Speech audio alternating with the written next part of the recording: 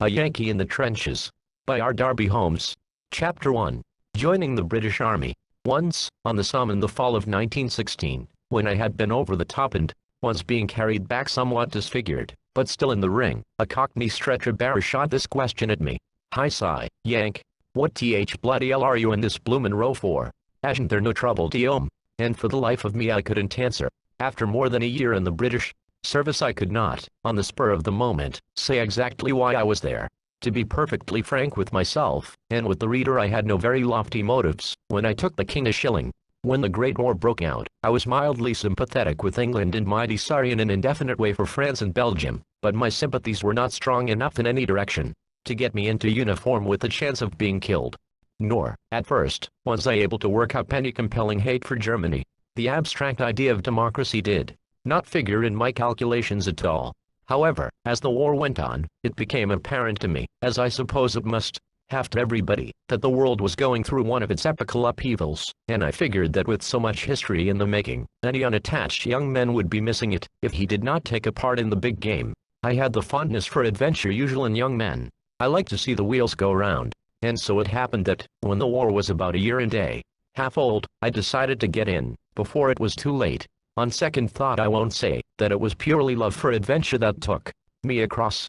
There may have been in the back of my head a sneaking extra fondness for France, perhaps instinctive, for I was born in Paris, although my parents were American, and I was brought to Boston as a baby, and have lived here since. Whatever my motives for joining the British Army, they didn't have time to crystallize until I had been wounded, and sent to Blighty, which is French slang for England. While recuperating in one of the pleasant places of the English countryside, I had time to acquire a perspective and to discover that I had been fighting for democracy and the future safety of the world. I think that my experience in this respect is like that of most of the young Americans who have volunteered for service under a foreign flag. I decided to get into the big war game early in 1916.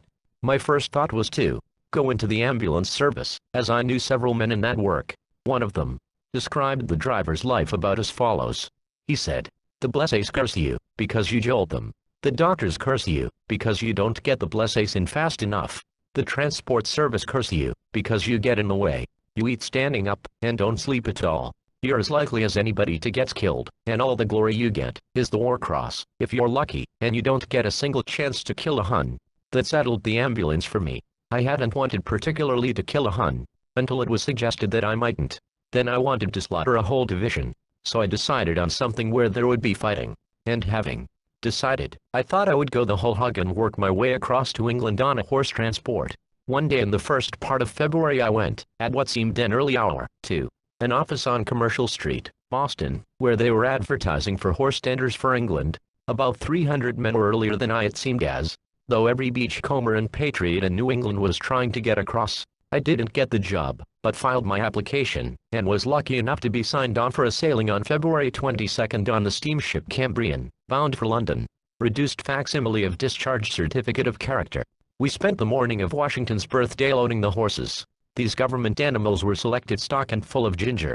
They seemed to know that they were going to France, and resented it keenly. Those in my care seemed to regard my attentions as a personal affront. We had a strenuous forenoon getting the horses aboard, and sailed at noon. After we had herded in the livestock, some of the officers herded up the herders.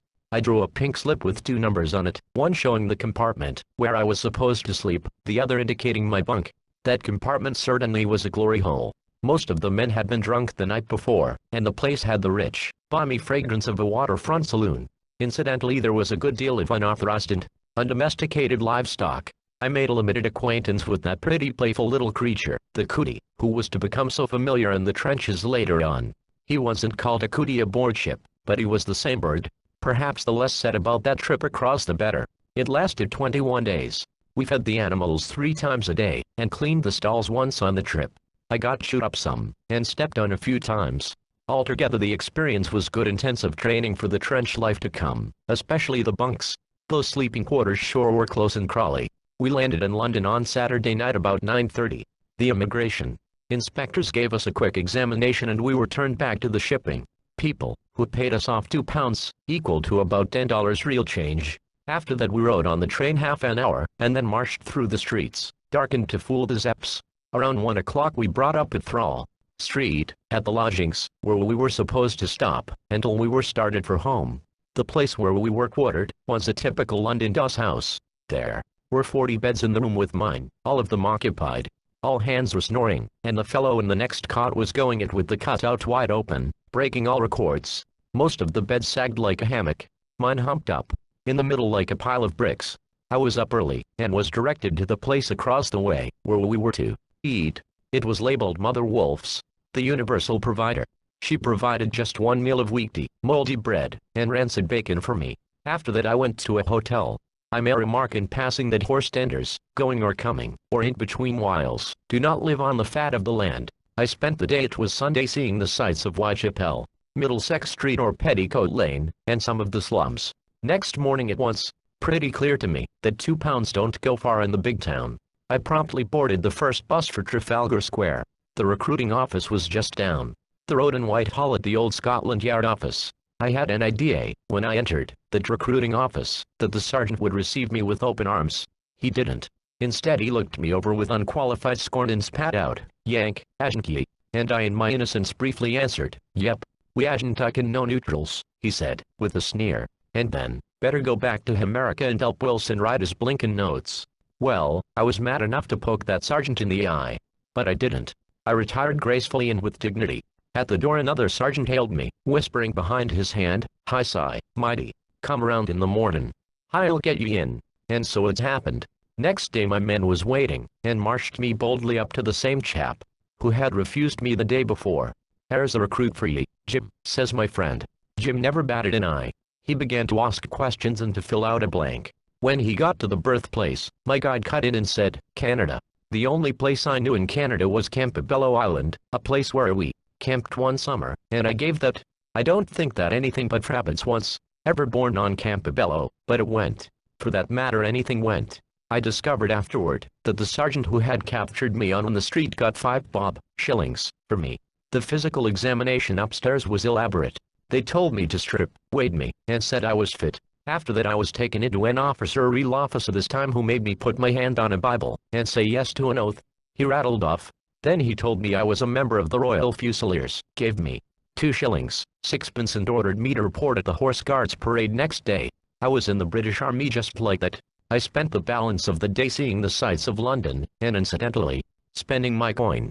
When I went around to the Horse Guards next morning, 200 others, new rookies like myself, were waiting. An officer gave me another 2 shillings, 6pence. I began to think that, if the money kept coming along at that rate, the British Army might turn out a good investment. It didn't. That morning I was sent out to Hounslow Barracks, and 3 days later was transferred to Dover with 20 others. I was at Dover a little more than 2 months, and completed my training there. Our barracks at Dover was on the heights of the cliffs, and on clear days we could look across the channel and see the dim outlines of France. It was a fascination for all of us to look away over there, and to wonder what fortunes were to come to us on the battlefields of Europe. It was perhaps as well that none of us had imagination enough to visualize the things that were ahead. I found the rookies at Dover a jolly, companionable lot, and I never found the routine irksome. We were up at 5:30, had cocoa and biscuits, and then an hour of physical drill or bayonet practice. At 8 came breakfast of tea, bacon, and bread, and then we drilled until 12. Dinner. Out again on the parade ground until 3:30. After that we were free. Nights we would go into Dover and sit around the pubs drinking ale, or ale as the Cockney says it. After a few weeks, when we were hardened somewhat, they began to inflict us with the torture known as night ops. That means going out at 10 o'clock under full pack, hiking several miles, and then mending the trenches around the town, and returning to barracks at 3 a.m. This wouldn't have been so bad if we had been excused parades the following day. But no. We had the same old drills except the early one, but were allowed to kip until 7. In the 2 months I completed the musketry course, was a good bayonet man, and was well grounded in bombing practice. Besides that, I was as hard as nails and had learned thoroughly the system of British discipline. I had supposed that it took at least 6 months to make a soldier, in fact had been told that one could not be turned out who would be 10% efficient in less than that time. That old theory is all wrong. Modern warfare changes so fast that the only thing that can be taught a man is the basic principles of discipline, bombing, trench warfare, and musketry. Give him those things, a well-conditioned body, and a baptism of fire, and he will be right there with the veterans, doing his bit. 2 months was all our crowd got at any rate, and they were as good as the best, if I do say it. My training ended abruptly with a furlough of 5 days for embarkation leave, that is, leave before going to France. This is a sort of goodbye vacation. Most fellows realize fully that it may be their last look at Blighty, and they take it rather solemnly. To a stranger without friends in England, I can imagine that this embarkation leave would be either a mighty lonesome, dismal affair, or a stretch of desperate, homesick dissipation. A chap does want to say goodbye to someone before he goes away, perhaps to die. He wants to be loved and to have someone sorry that he is going. I was invited by one of my chums to spend the leave with him at his home in Southall, Middlesex. His father, mother, and sister welcomed me in a way that made me know it was my home from the minute I entered the door. They took me into their hearts with a simple hospitality and whole-souled kindness that I can never forget. I was a stranger in a strange land, and they made me one of their own. I shall never be able to repay all the loving thoughts and deeds of that family, and shall remember them while I live. My chum's mother I call mother too. It is to her that I have dedicated this book. After my delightful few days of leave, things moved fast. I was back in Dover just 2 days when I, with 200 other men, was sent to Winchester. Here we were notified that we were transferred to the Queen's Royal West Surrey Regiment. This news brought a wild howl from the men. They wanted to stop with the Fusiliers. It is part of the British system that every man is taught the traditions and history of his regiment and to know that his is absolutely the best in the whole army. In a surprisingly short time they get, so they swear by their own regiment, and by their officers, and they protest bitterly at a transfer. Personally I didn't care a rap. I had early made up my mind that I was a very small pebble on the beach, and that it was up to me to obey orders and keep my mouth shut. On June 17th, some 1,800 of us were moved down to Southampton and put aboard the transport for Havre. The next day we were in France, at Harfleur, the central training camp outside Havre. We were supposed to undergo an intensive training at Harfleur in the various forms of gas and protection from it, barbed wire and methods of construction of entanglements, musketry, bombing, and bayonet fighting. Harfleur was a miserable place.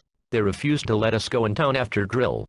Also I managed to let myself in for something that would have kept me in camp, if town leave had been allowed. The first day there was a call for a volunteer for musketry instructor. I had qualified and jumped at it. When I reported, an old Scotch sergeant told me to go to the quartermaster for equipment. I said I already had full equipment, whereupon the sergeant laughed a rumbling Scotch laugh, and told me I had to go into kilts, as I was assigned to a Highland contingent. I protested with violence and enthusiasm, but it didn't do any good. They gave me a dinky little pleated petticoat, and when I demanded breeks to wear underneath, I got the merry ha-ha. Breeks on a Scotchman. Never. Well, I got into the fool things, and I felt as though I was naked from ankle to wishbone. I couldn't get used to the outfit. I'm naturally a modest man. Besides, my architecture was never intended for bare leg effects. I have no dimples in my knees. So I began an immediate campaign for transfer back to the Surreys. I got it at the end of 10 days, and with it came a hurry call from somewhere at the front for more troops. Chapter 2. Going in. The excitement of getting away from camp and the knowledge that we were soon to get into the thick of the big game pleased most of us. We were glad to go. At least we thought so. 200 of us were loaded into side-door Pullmans, 40 to the car. It was a kind of sardine or Boston elevated effect, and by the time we reached Rouen, 24 hours later, we had kinks in our legs and corns on our elbows. Also we were hungry, having had nothing but bully beef and biscuits. We made char, which is French slang for tea, in the station, and after 2 hours moved up the line again, this time in real coaches.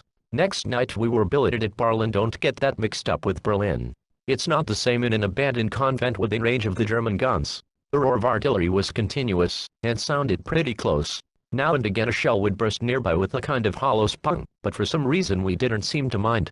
I had expected to get the shivers at the first sound of the guns, and was surprised, when I woke up in the morning after a solid night's sleep. A message came down from the front trenches at daybreak, that we were wanted and wanted quick. We slung together a dixie of char and some bacon and bread for breakfast, and marched around to the quarters, where they issued tin hats, extra ammo, and a second gas helmet. A good many of the men had been out before, and they did the customary grousing over the added load. The British Tommy growls, or grouses over anything and everything. He's never happy unless he's unhappy. He resents especially having anything officially added to his pack, and you can't blame him, for in full equipment he certainly is all dressed up like a pack horse. After the issue we were split up into 4 lots for the 4 companies of the battalion, and after some wangling I got into Company C, where I stopped all the time I was in France. I was glad, because most of my chums were in that unit. We got into our packs, and started up the line immediately. As we neared the lines, we were extended into artillery formation, that is, spread out so that a shell bursting in the road would inflict fewer casualties. At Bully Grenade, the point where we entered the communication trenches, guides met us, and looked us over, commenting most frankly and freely on our appearance. They didn't seem to think we would amount to much, and said so.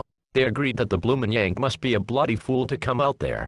There were times later, when I agreed with them.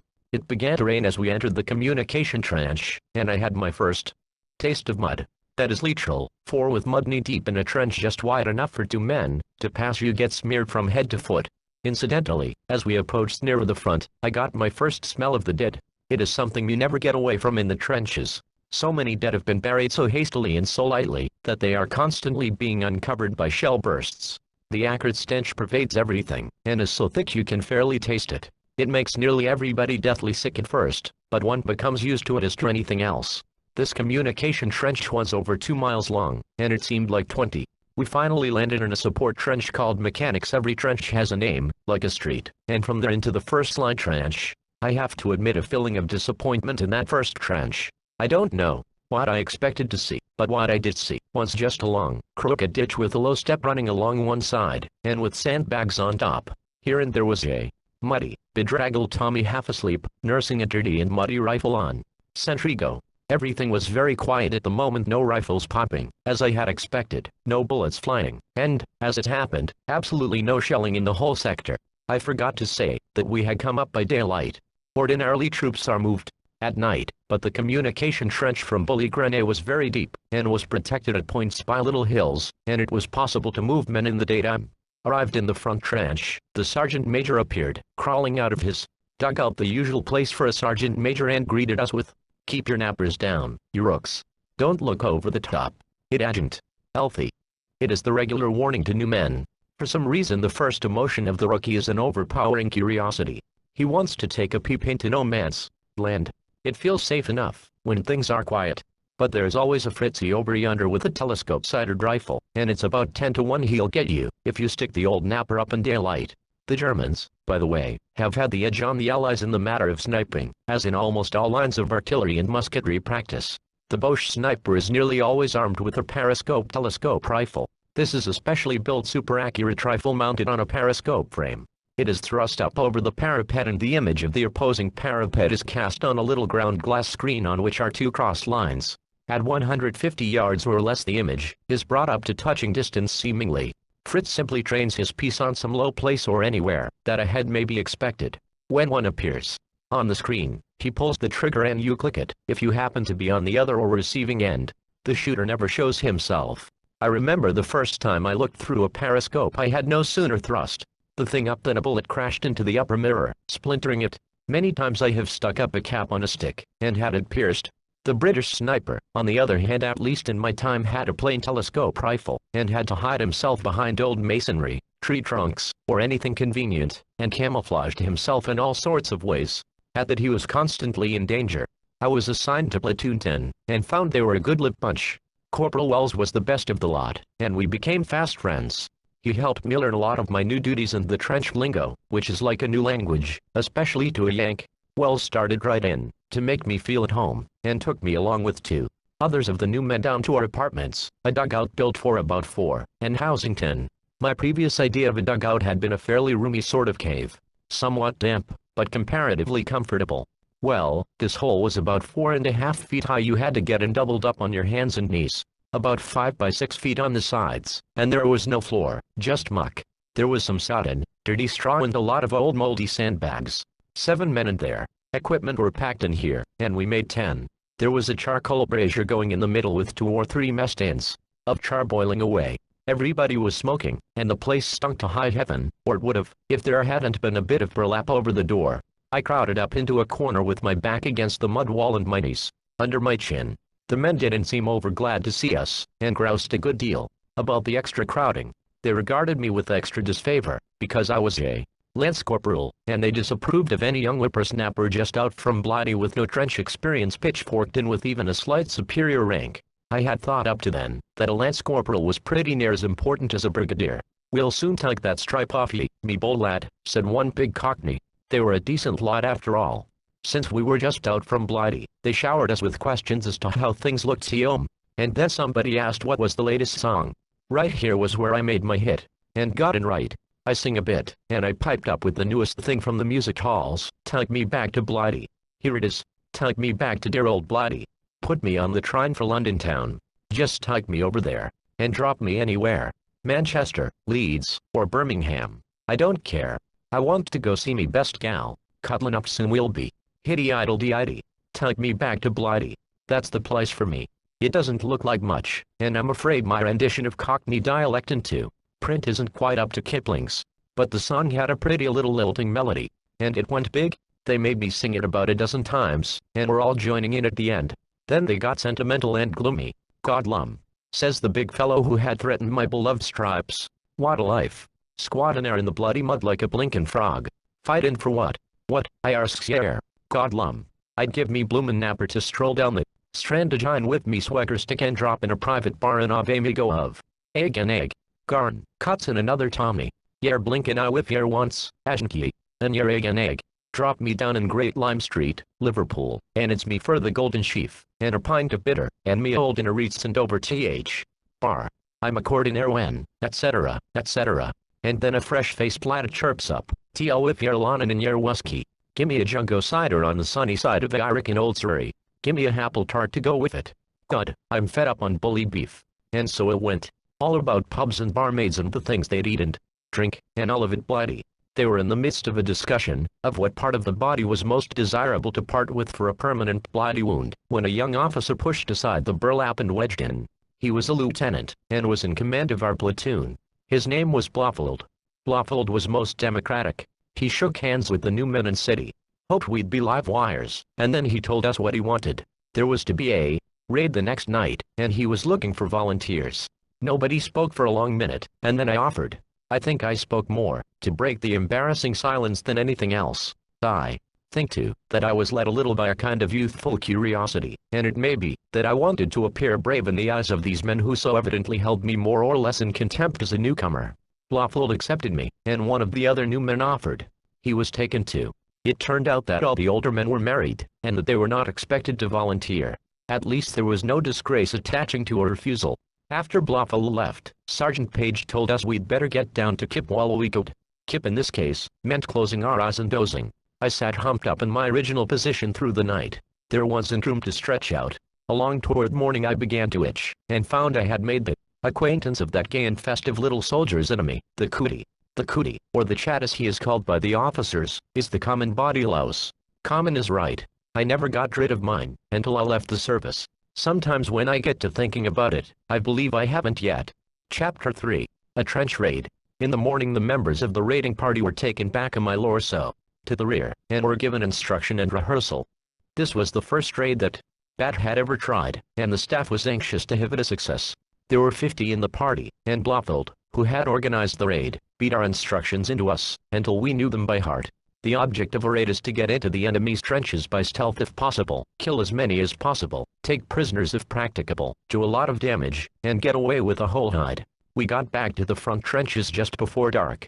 I noticed a lot of metal cylinders arranged along the parapet. They were about as big as a stovepipe and 4 feet long, painted brown. They were the gas containers. They were arranged about 4 or 5 to a traverse, and were connected up by tubes, and were covered with sandbags. This was the poison gas ready for release over the top through tubes. A heavy howitzer, under camouflage. The time set for our stunt was 11 p.m. 11 o'clock was 0. The system on the Western Front, and, in fact, all fronts, is to indicate the time fixed for any event as 0. Anything before or after is spoken of as plus or minus 0. Around 5 o'clock we were taken back to Mechanics' Trench and fed a regular meal with plenty of everything, and all good. It looked rather like giving a condemned man a hearty meal, but grub is always acceptable to a soldier. After that we blacked our faces. This is always done to prevent the whiteness of the skin from showing under the flare lights. Also to distinguish your own men, when you get to the Boche trench. Then we wrote letters, and gave up our identification discs and were served with persuader sticks or knuckle knives, and with Mills bombs. The persuader is a short, heavy bludgeon with a nail-studded head. You thump Fritz on the head with it. Very handy at close quarters. The knuckle knife is a short dagger with a heavy brass hilt that covers the hand. Also very good for close work, as you can either strike or stab with it. We moved up to the front trenches at about 10:30. At 0-10, that is, 10 minutes of 11, our artillery opened up. It was the first bombardment I had ever been under, and it seemed as though all the guns in the world were banging away. Afterwards I found that it was comparatively light, but it didn't seem so then. The guns were hardly started when there was a sound like escaping steam. Jerry leaned over and shouted in my ear, "There goes the gas. May it finish the blighters."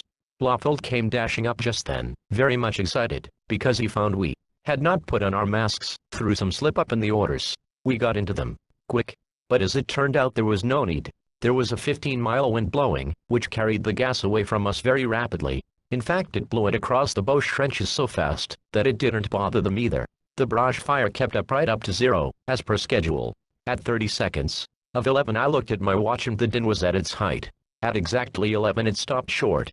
Fritz was still sending some over, but comparatively there was silence. After the air-splitting racket it was almost still enough to hurt, and in that silence over the top we went.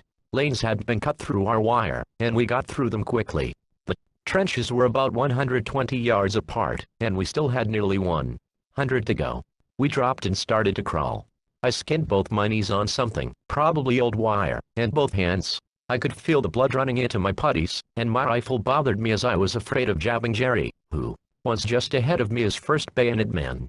They say a drowning man or man in great danger reviews his past. I didn't. I spent those few minutes wondering when the machine gun fire would come. I had the same gun filling in the pit of the stomach that you have when you drop fast in an elevator.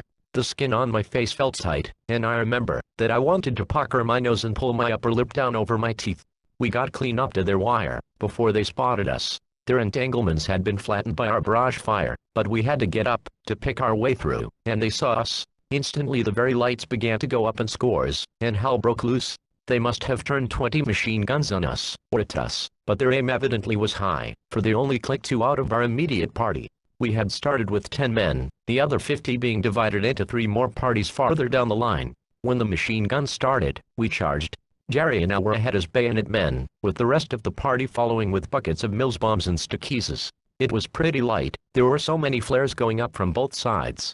When I jumped on the parapet, there was a wailing big Boche looking up at me with his rifle resting on the sandbags. I was almost on the point of his bayonet. For an instant I stood with a kind of paralyzed sensation, and there flashed through my mind the instructions of the manual for such a situation, only I didn't apply those instructions to this emergency. Instead I thought if such a flash could be called, thinking how I, as an instructor, would have told a rookie to act, working on a dummy. I had a sort of detached feeling as though this was a silly dream. Probably this hesitation didn't last more than a second.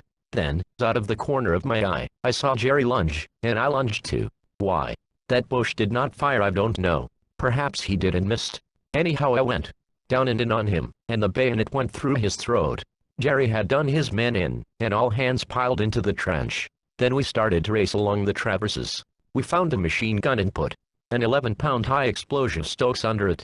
3 or 4 Germans appeared, running down communication trenches, and the bombers sent a few Millses after them. Then we came to a dugout door, in fact, several, as Fritz, like a woodchuck, always has more than one entrance to his burrow. We broke these in jig time, and looked down a 30-foot hole on a dugout full of graybacks. There must have been a lot of them. I could plainly see 4 or 5 faces looking up with surprised expressions. Blofeld chucked in 2 or 3 Millses and away we went. A little farther along we came to the entrance of a mine shaft, a kind of incline running toward our lines. Blofeld went in it a little way, and flashed his light. He thought it was about 40 yards long. We put several of our remaining stakesas in that and wrecked it. Turning the corner of the next traverse, I saw Jerry drop his rifle and unlimber his persuader on a huge German, who had just rounded the corner of the bay. He made a good job of it, getting him in the face, and must have simply caved him in, but not before he had thrown a bomb. I had broken my bayonet prying the dugout door off, and had my gun upended clubbed full over the top on a raid. When I saw that bomb coming, I bunted at it like Tycop trying to sacrifice. It was the only thing to do. I choked my bat, and poked at the bomb instinctively, and by sheer good luck fouled the thing over the parapet. It exploded on the other side. "Blim eyes," says Jerry, "that's schoolwork. You saved us the wooden cross that time." We had found 2 more machine guns, and were planting stakesas under them when we heard the Lewis's giving the recall signal. A good gunner gets so he can play a tune on a Lewis, and the device is frequently used for signals. This time he thumped out the old one. All policemen have big feet. Rat-a-tat-tat. Tat-tat. It didn't come any too soon. As we scrambled over the parapet, we saw a big party of Germans coming up from the second trenches. They were out of the communication trenches and were coming across lots. There must have been 50 of them, outnumbering us 5 or 6 to 1. We were out of bombs. Jerry had lost his rifle, and mine had no ammo.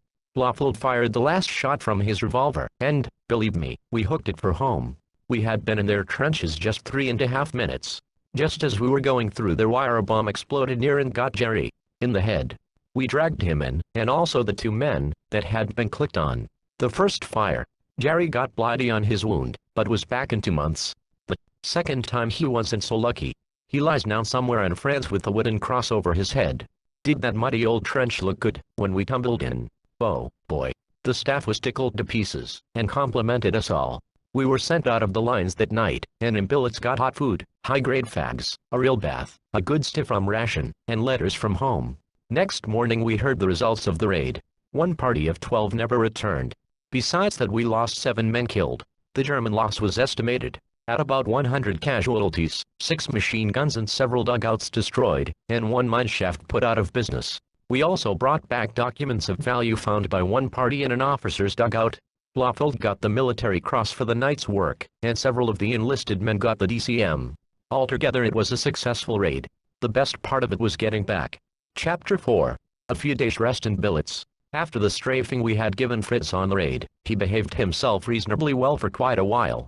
It was the first raid that had been made on that sector for a long time, and we had no doubt caught the Germans off their guard. Anyhow, for quite a spell afterwards they were very windy, and would send up the very lights on the slightest provocation, and start the typewriters a-rattling.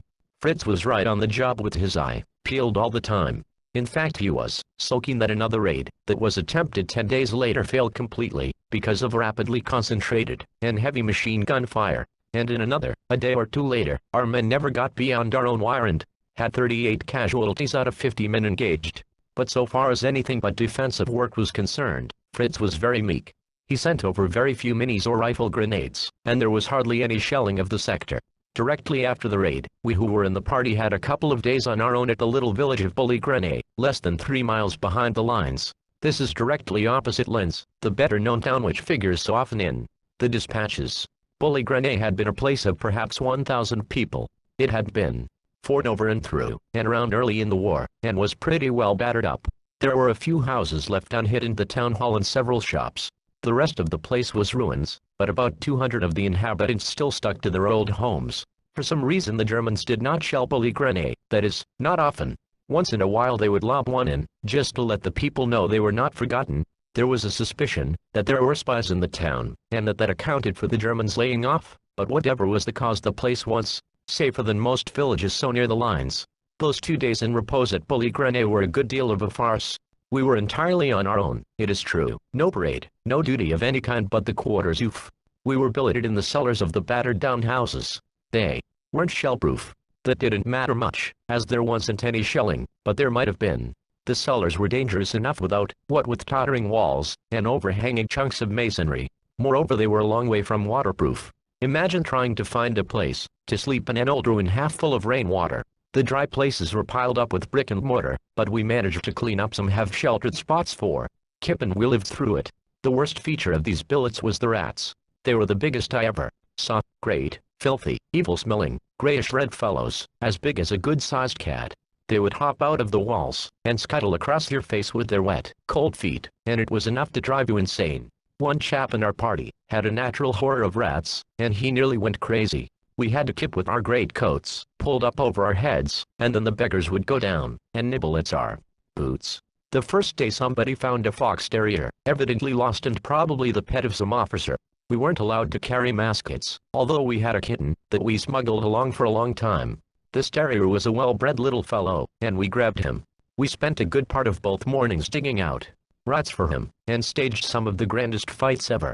Most of the day we spent at a little estaminet across the way from our so-called billets. There was a pretty mademoiselle there who served the rotten French beer in Vin Blanc, and the Tommies tried their French on her. They might as well have talked Choctaw. I speak the language a little, and tried to monopolize the lady, and did, which didn't increase my popularity any.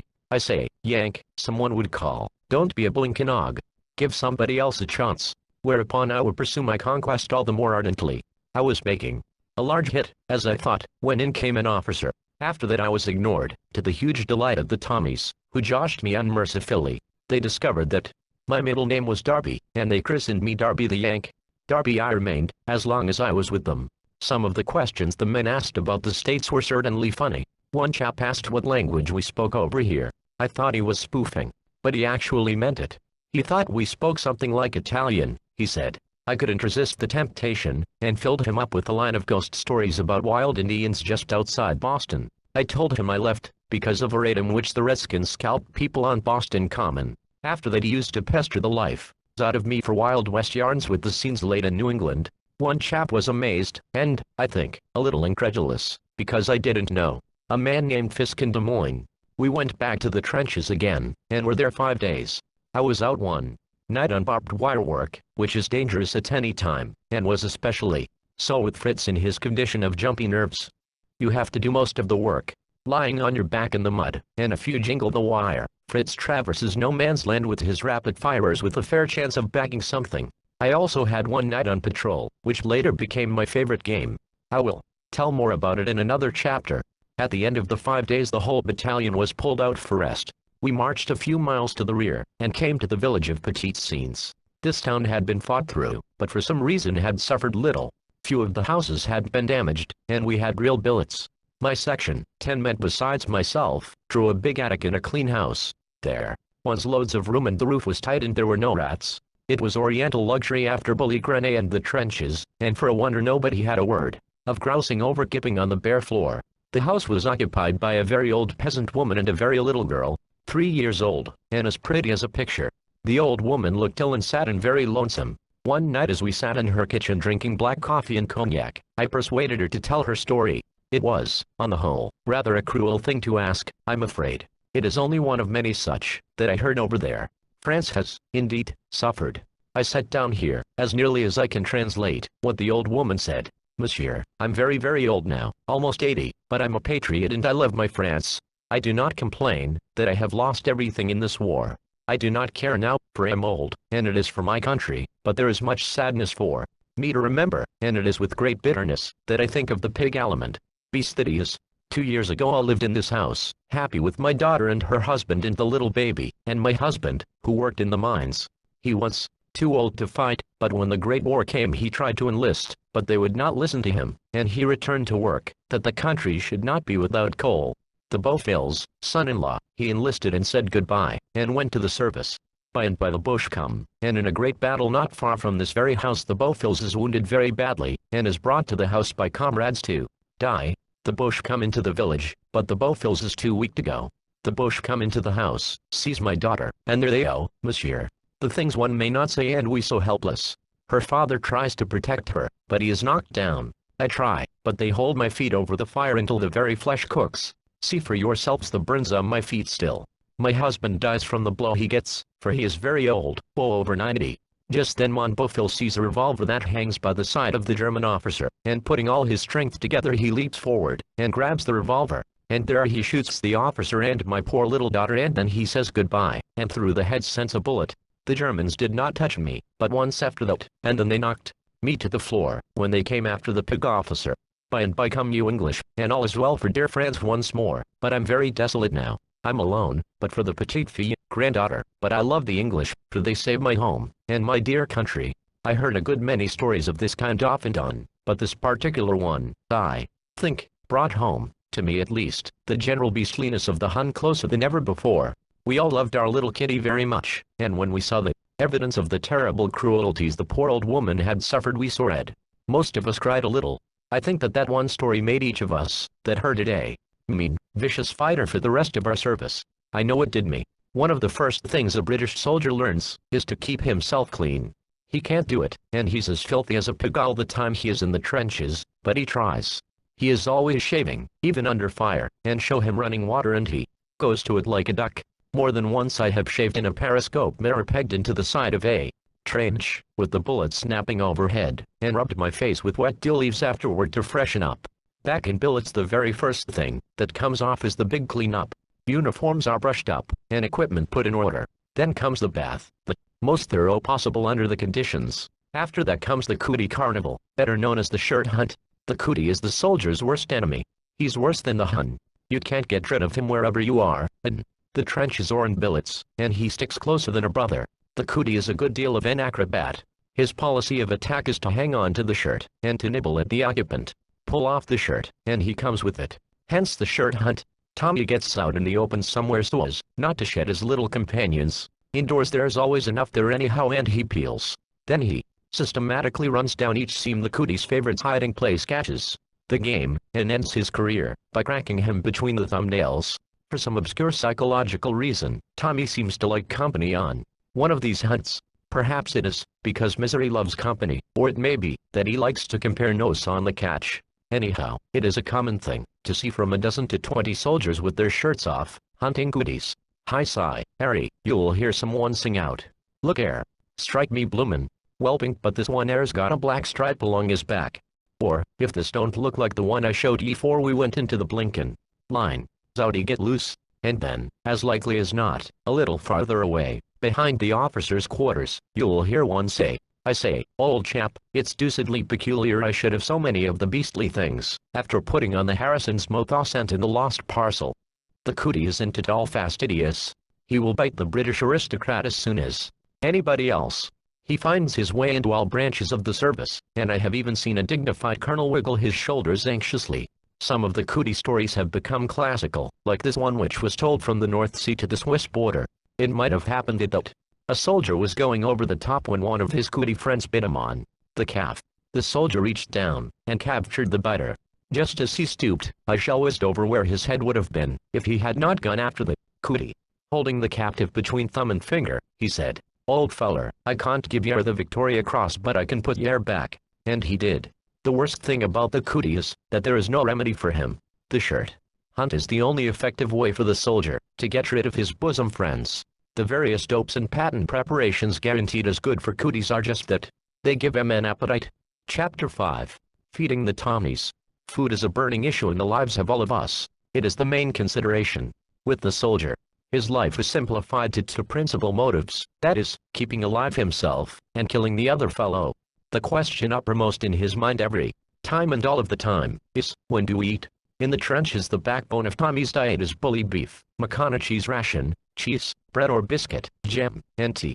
He may get some of this hot, or he may eat it from the tin, all depending upon how badly Fritz is behaving.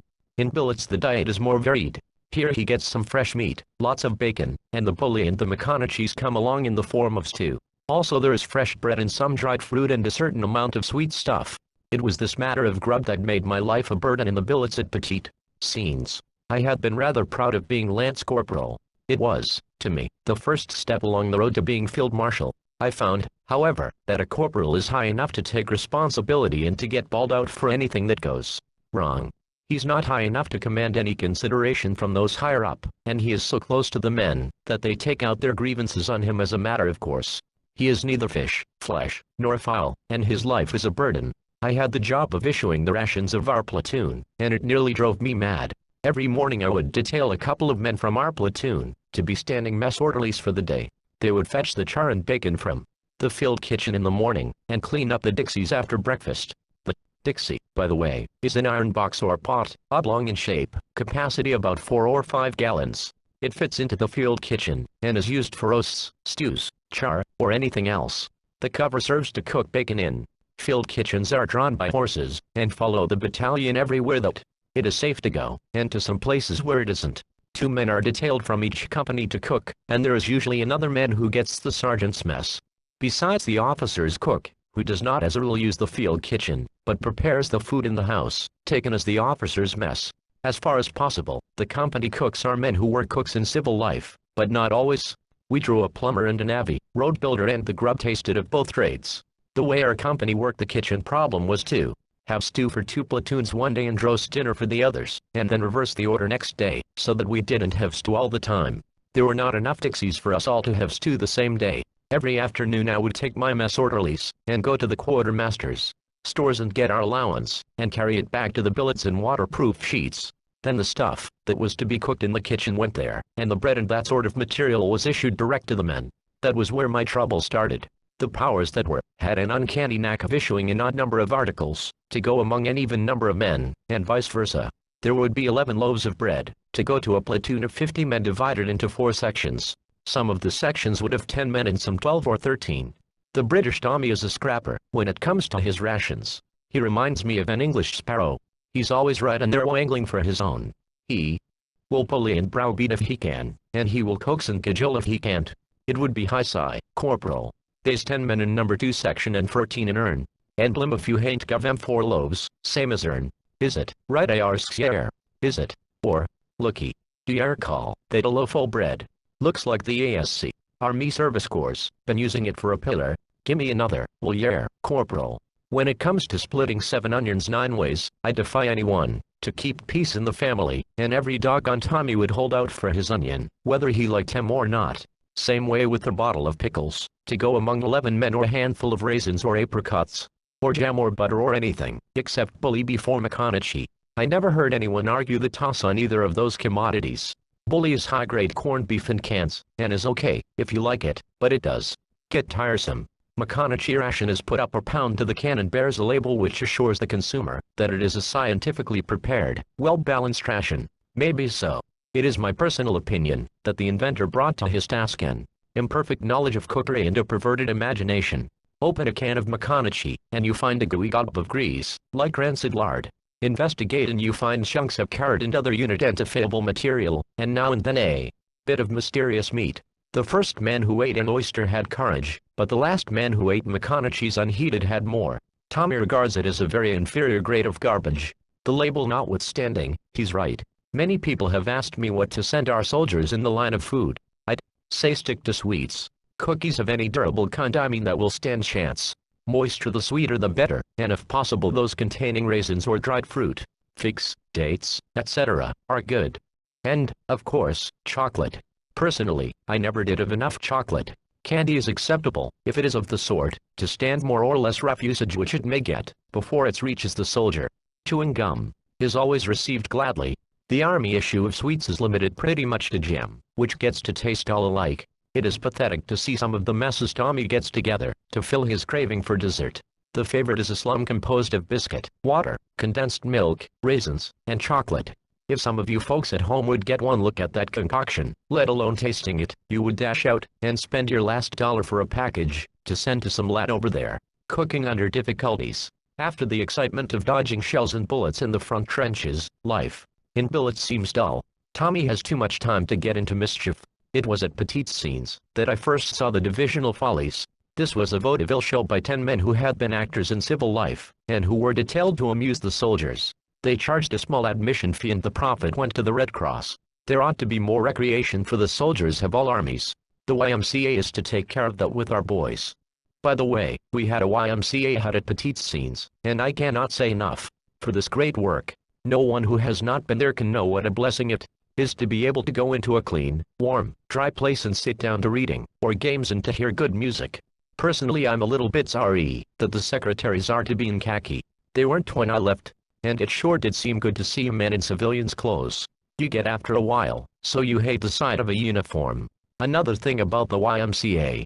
I could wish that they would have more women in the huts. Not frilly, frivolous society girls, but women from 35 to 50.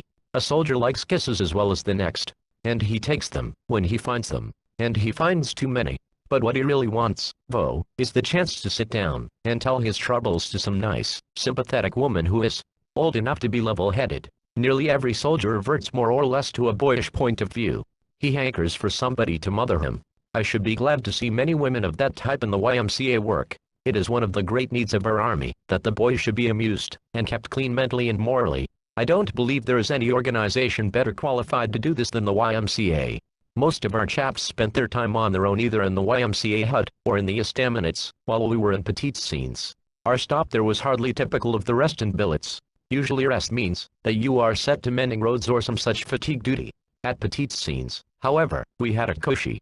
The routine was about like this. Up at 6:30, we fell in for 3/4 of an hour physical drill or bayonet practice. Breakfast. Inspection of ammo and gas masks.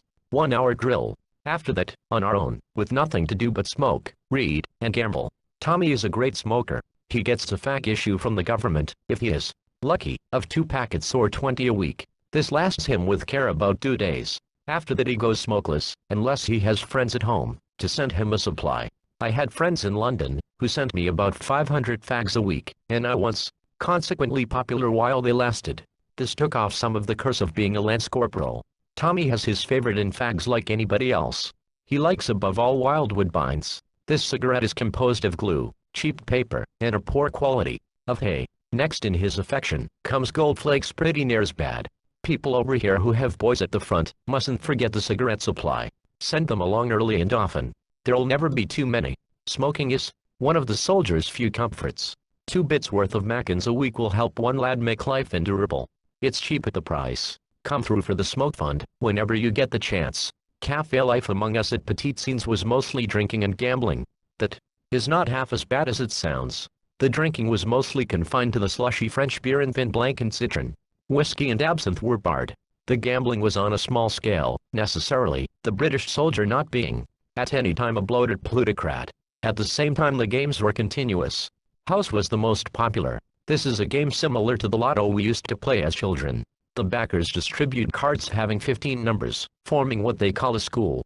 Then numbered cardboard squares are drawn from a back, the numbers being called out. When a number comes out which appears on your card, you cover it with a bit of match. If you get all your numbers covered, you call out house, winning the pot. If there are 10 people in at a franc ahead, the banker holds out 2 francs, and the winner gets 8. It is really quite exciting, as you may get all but one number covered and be rooting for a certain number to come. Usually when you get as close as that and sweat over a number for 10 minutes, somebody else gets his first. Corporal Wells described the game as one where the winner allers use and the rest allers L. Some of the nicknames for the different numbers remind one of the slang of the crapshooter. For instance, Kelly's I means 1. Clickety-click is 66. Top of the house is 90. Other games are Crown and Anchor, which is a dice game, and Pontoon, which is a card game similar to 21, or 7.5. Most of these are mildly discouraged by the authorities, house being the exception. But in any estaminet in a billet town you'll find one or all of them in progress all the time. The winner usually spends his winnings for beer, so the money all goes the same way, game or no game. When there are no games on, there is usually a sing-song going. We had a merry young nuisance in our platoon named Rolf, who had a voice like a frog, and who used to insist upon singing on all occasions. Rolfie would climb on the table in the estaminet and sing numerous unprintable verses of his own, entitled, "Oh, what a merry place is Hengland." The only redeeming feature of this song was the chorus, which everybody would roar out, and which went like this. Cheer, ye beggars, cheer. Britannia rules the wave. Hard times, short times, never'll come a giant, shouting out at top of your lungs. Damn the German army. Oh, what a lovely place is Hengland. Our 10 days in repose at Petite Scenes came to an end all too soon. On the last day we lined up for our official bath. Petite Scenes was a coal mining town. The mines were still operated, but only at night, this to avoid shelling from the Boche long-distance artillery, which are fully capable of sending shells and hitting the mark at 18 miles. The water system of the town depended upon the pumping apparatus of the mines. Every morning early, before the pressure was off, all hands would turn out for a gentle sluicing under the hydrants. We were as clean as could be, and fairly free of cooties at the end of a week, but official red tape demanded that we go through an authorized scouring. On the last day we lined up for this at dawn before an old warehouse which had been fitted with crude showers. We were turned in 20 in a batch, and were given 4 minutes to soap ourselves all over and rinse off. I was in the last lot, and had just lathered up good and plenty, when the water went dead. If you want to reach the acme of stickiness, try the stunt. I felt like the inside of a mucilage bottle for a week. After the official purification we were given clean underwear, and then there was a howl. The fresh underthings had been boiled and sterilized, but the immortal cootie had come through unscathed, and in all its vigor. Corporal Wells raised a pathetic wail. Blim eyes, mighty. I got more 200 now in this supposed to be a bloomin' clean shirt. Why, the blinkin' thing's as lousy as a cuckoo now, and me just aged and rid o' the bloomin' shats on me old un. Strike me pink, if it hain't a bleedin' crime. Someone ought to write to John Bull about it. John Bull is the English paper of that name published by Horatio Bottomley, which makes a specialty of publishing complaints from soldiers and generally criticizing the conduct of army affairs. Well, we got through the bath and the next day were on our way, this time at once up the line to another sector. My one taste of trench action had made me keen for more excitement, and in spite of the comfortable time at Petite Scenes, I was glad to go. I was yet to know the real horrors and hardships of modern warfare. There were many days in those to come, when I looked back upon Petite Scenes as a sort of heaven. Chapter 6.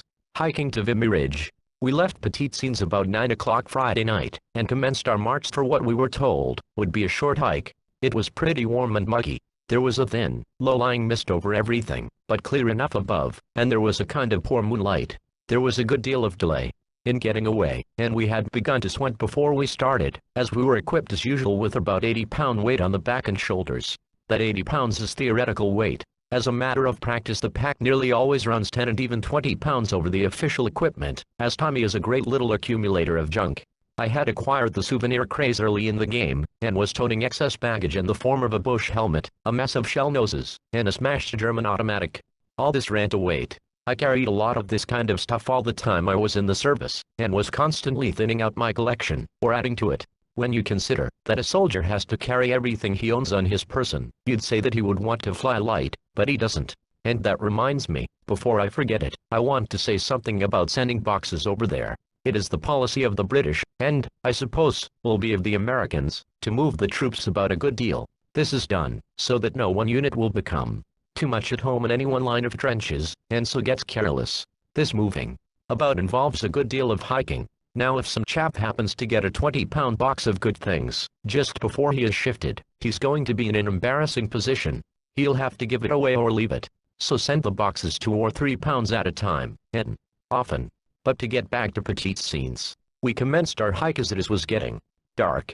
As we swung out along the once good, but now badly furrowed French road, we could see the very lights beginning to go up far off to the left, showing where the lines were. We could distinguish between our own starlights and the German by the intensity of the flare, theirs being much superior to ours, so much so that they sent them up from the second-line trenches.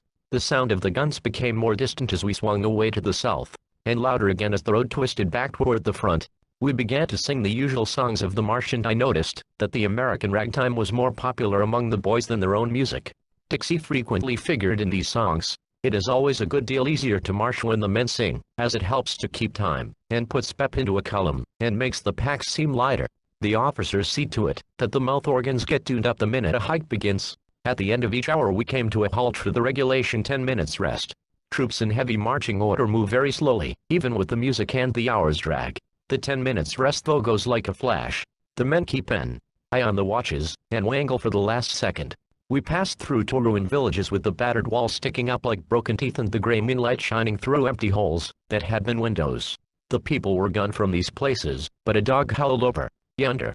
Several times we passed batteries of French artillery, and jokes and laughter came out of the half-darkness. Topping a little rise, the moon came out bright, and away ahead the silver ribbon of the Souchez gleamed for an instant. The bare poles that once had been Bout McNewood were behind us, and to the right to the left, a pulverized ruin, where houses had stood. Blofeld told me this was what was left of the village of Abalain, which had been demolished some time before, when the French held the sector. At this point guides came out, and met us to conduct us to the trenches. The order went down the line to fall in single file, keeping touch, no smoking and no talking, and I supposed we were about to enter a communication trench. But no. We swung on to a duck walk. This is a slatted wooden walk built to prevent as much as possible sinking into the mud. The ground was very soft here. I never did know why there was no communication trench unless it was because the ground was so full of moisture. But whatever the reason, there was none, and we were right out in the open on the duck walk. The order for no talk seemed silly as we clattered along the boards, making a noise like a 4-horse team on a covered bridge. I immediately wondered whether we were near enough for the Boches to hear. I wasn't in doubt long, for they began to send over the Berthas in flux. The Bertha is an uncommonly ugly braid of 9-inch shell loaded with HE. It comes sailing over with a querulous squeak, and explodes with an ear-splitting crash, and a burst of murky, dull red flame. If it hits you fair, you disappear. At a little distance you are ripped to fragments, and a little farther off you get a case of shell shock. Just at the edge of the destructive area the wind of the explosion whistles by your ears, and then sucks back more slowly. The Boches had the range of that duck walk, and we began to run.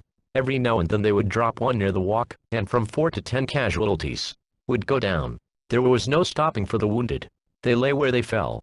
We kept on the run, sometimes on the duck walk, sometimes in the mud, for 3 miles. I had reached the limit of my endurance when we came to a halt and rested for a little while at the foot of a slight incline. This was the Pimple, so called on account of its rounded crest.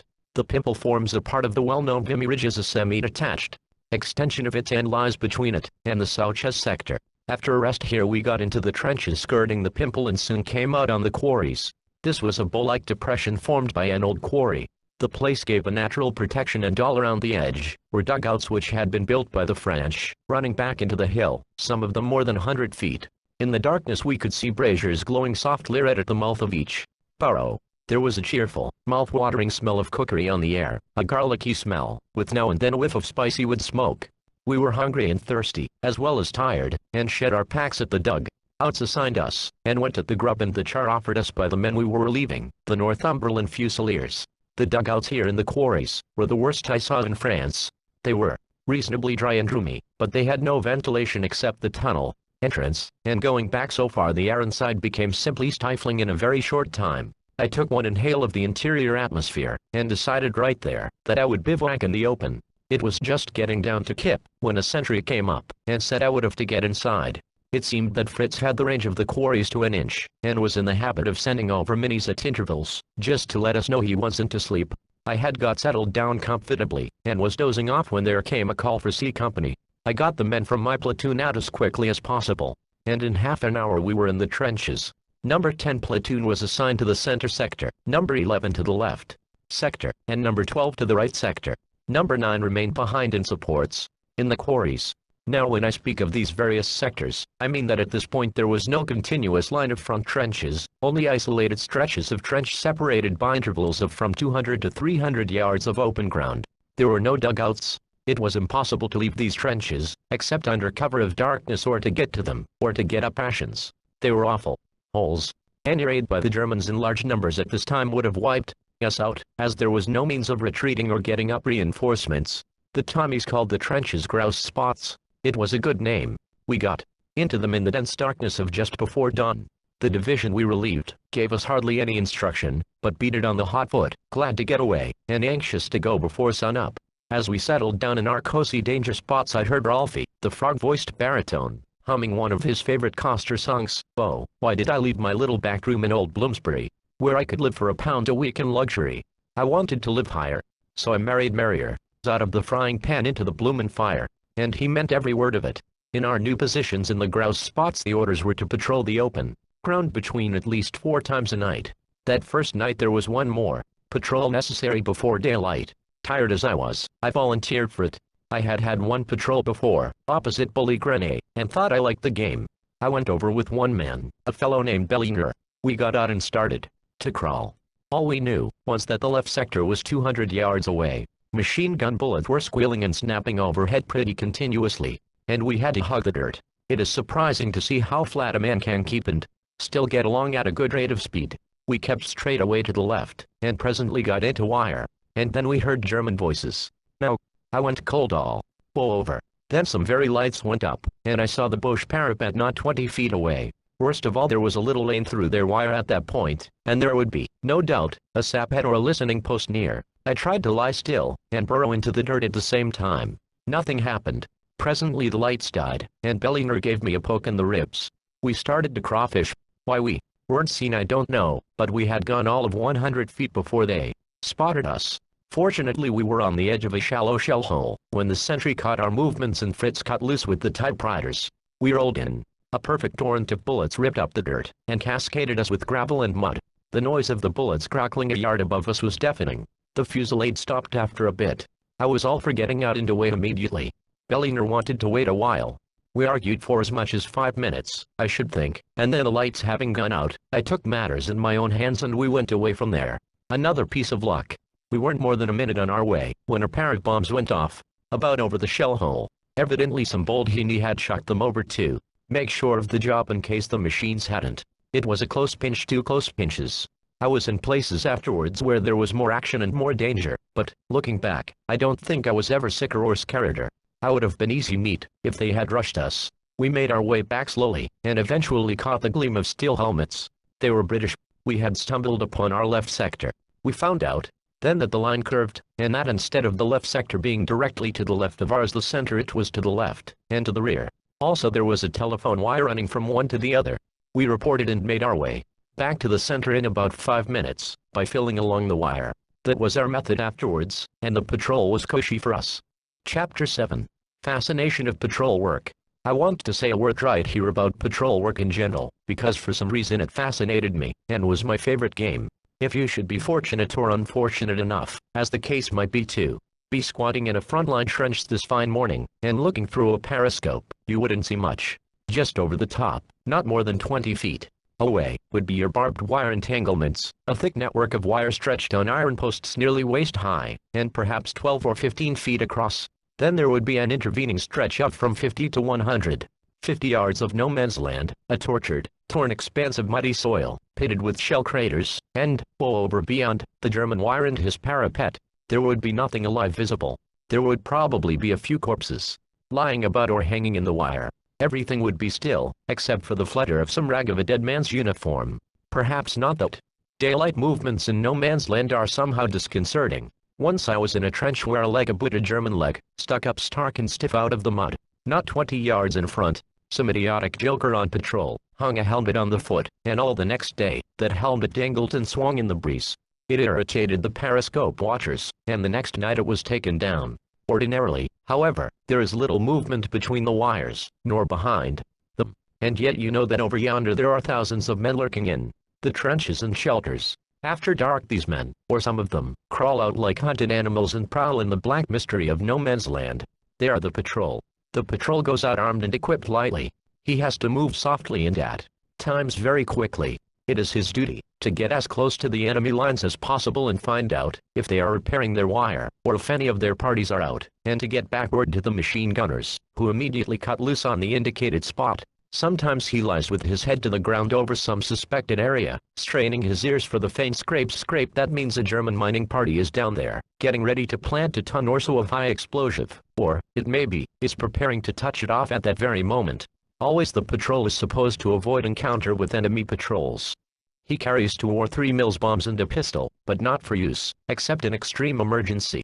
Also a persuader stick or a trench knife, which he may use if he is near enough to do it silently. The patrol stares constantly through the dark, and gets so he can see almost as well as a cat. He must avoid being seen. When a very light goes up, he lies still. If he happens to be standing, he stands still, unless the light is behind him, so that he is silhouetted, he is invisible to the enemy. Approaching a corpse, the patrol lies quiet, and watches it for several minutes, unless it is one he has seen before, and is acquainted with, because sometimes the man isn't dead, but a perfectly live bush patrol lying doggo. You can't be too careful. If you happen to be pussyfooting forward erect and encounter a German patrol, it is policy to scuttle back, unless you are near enough to get in one good lick with the persuader. He will retreat slowly himself, and you mustn't follow him, because the British patrol usually goes out singly, or at the most in pairs or threes. The Germans, on the other hand, hunt in parties. One man leads, 2 others follow to the rear, 1 to each side, and then 2 more, and 2 more, so that they form a V, like a flock of geese. Now if you follow up the lead man when he retreats, you are baited into a trap and find yourself surrounded, smothered by superior numbers, and taken prisoner. Then back to the Boche trench, where exceedingly unpleasant things are apt to happen.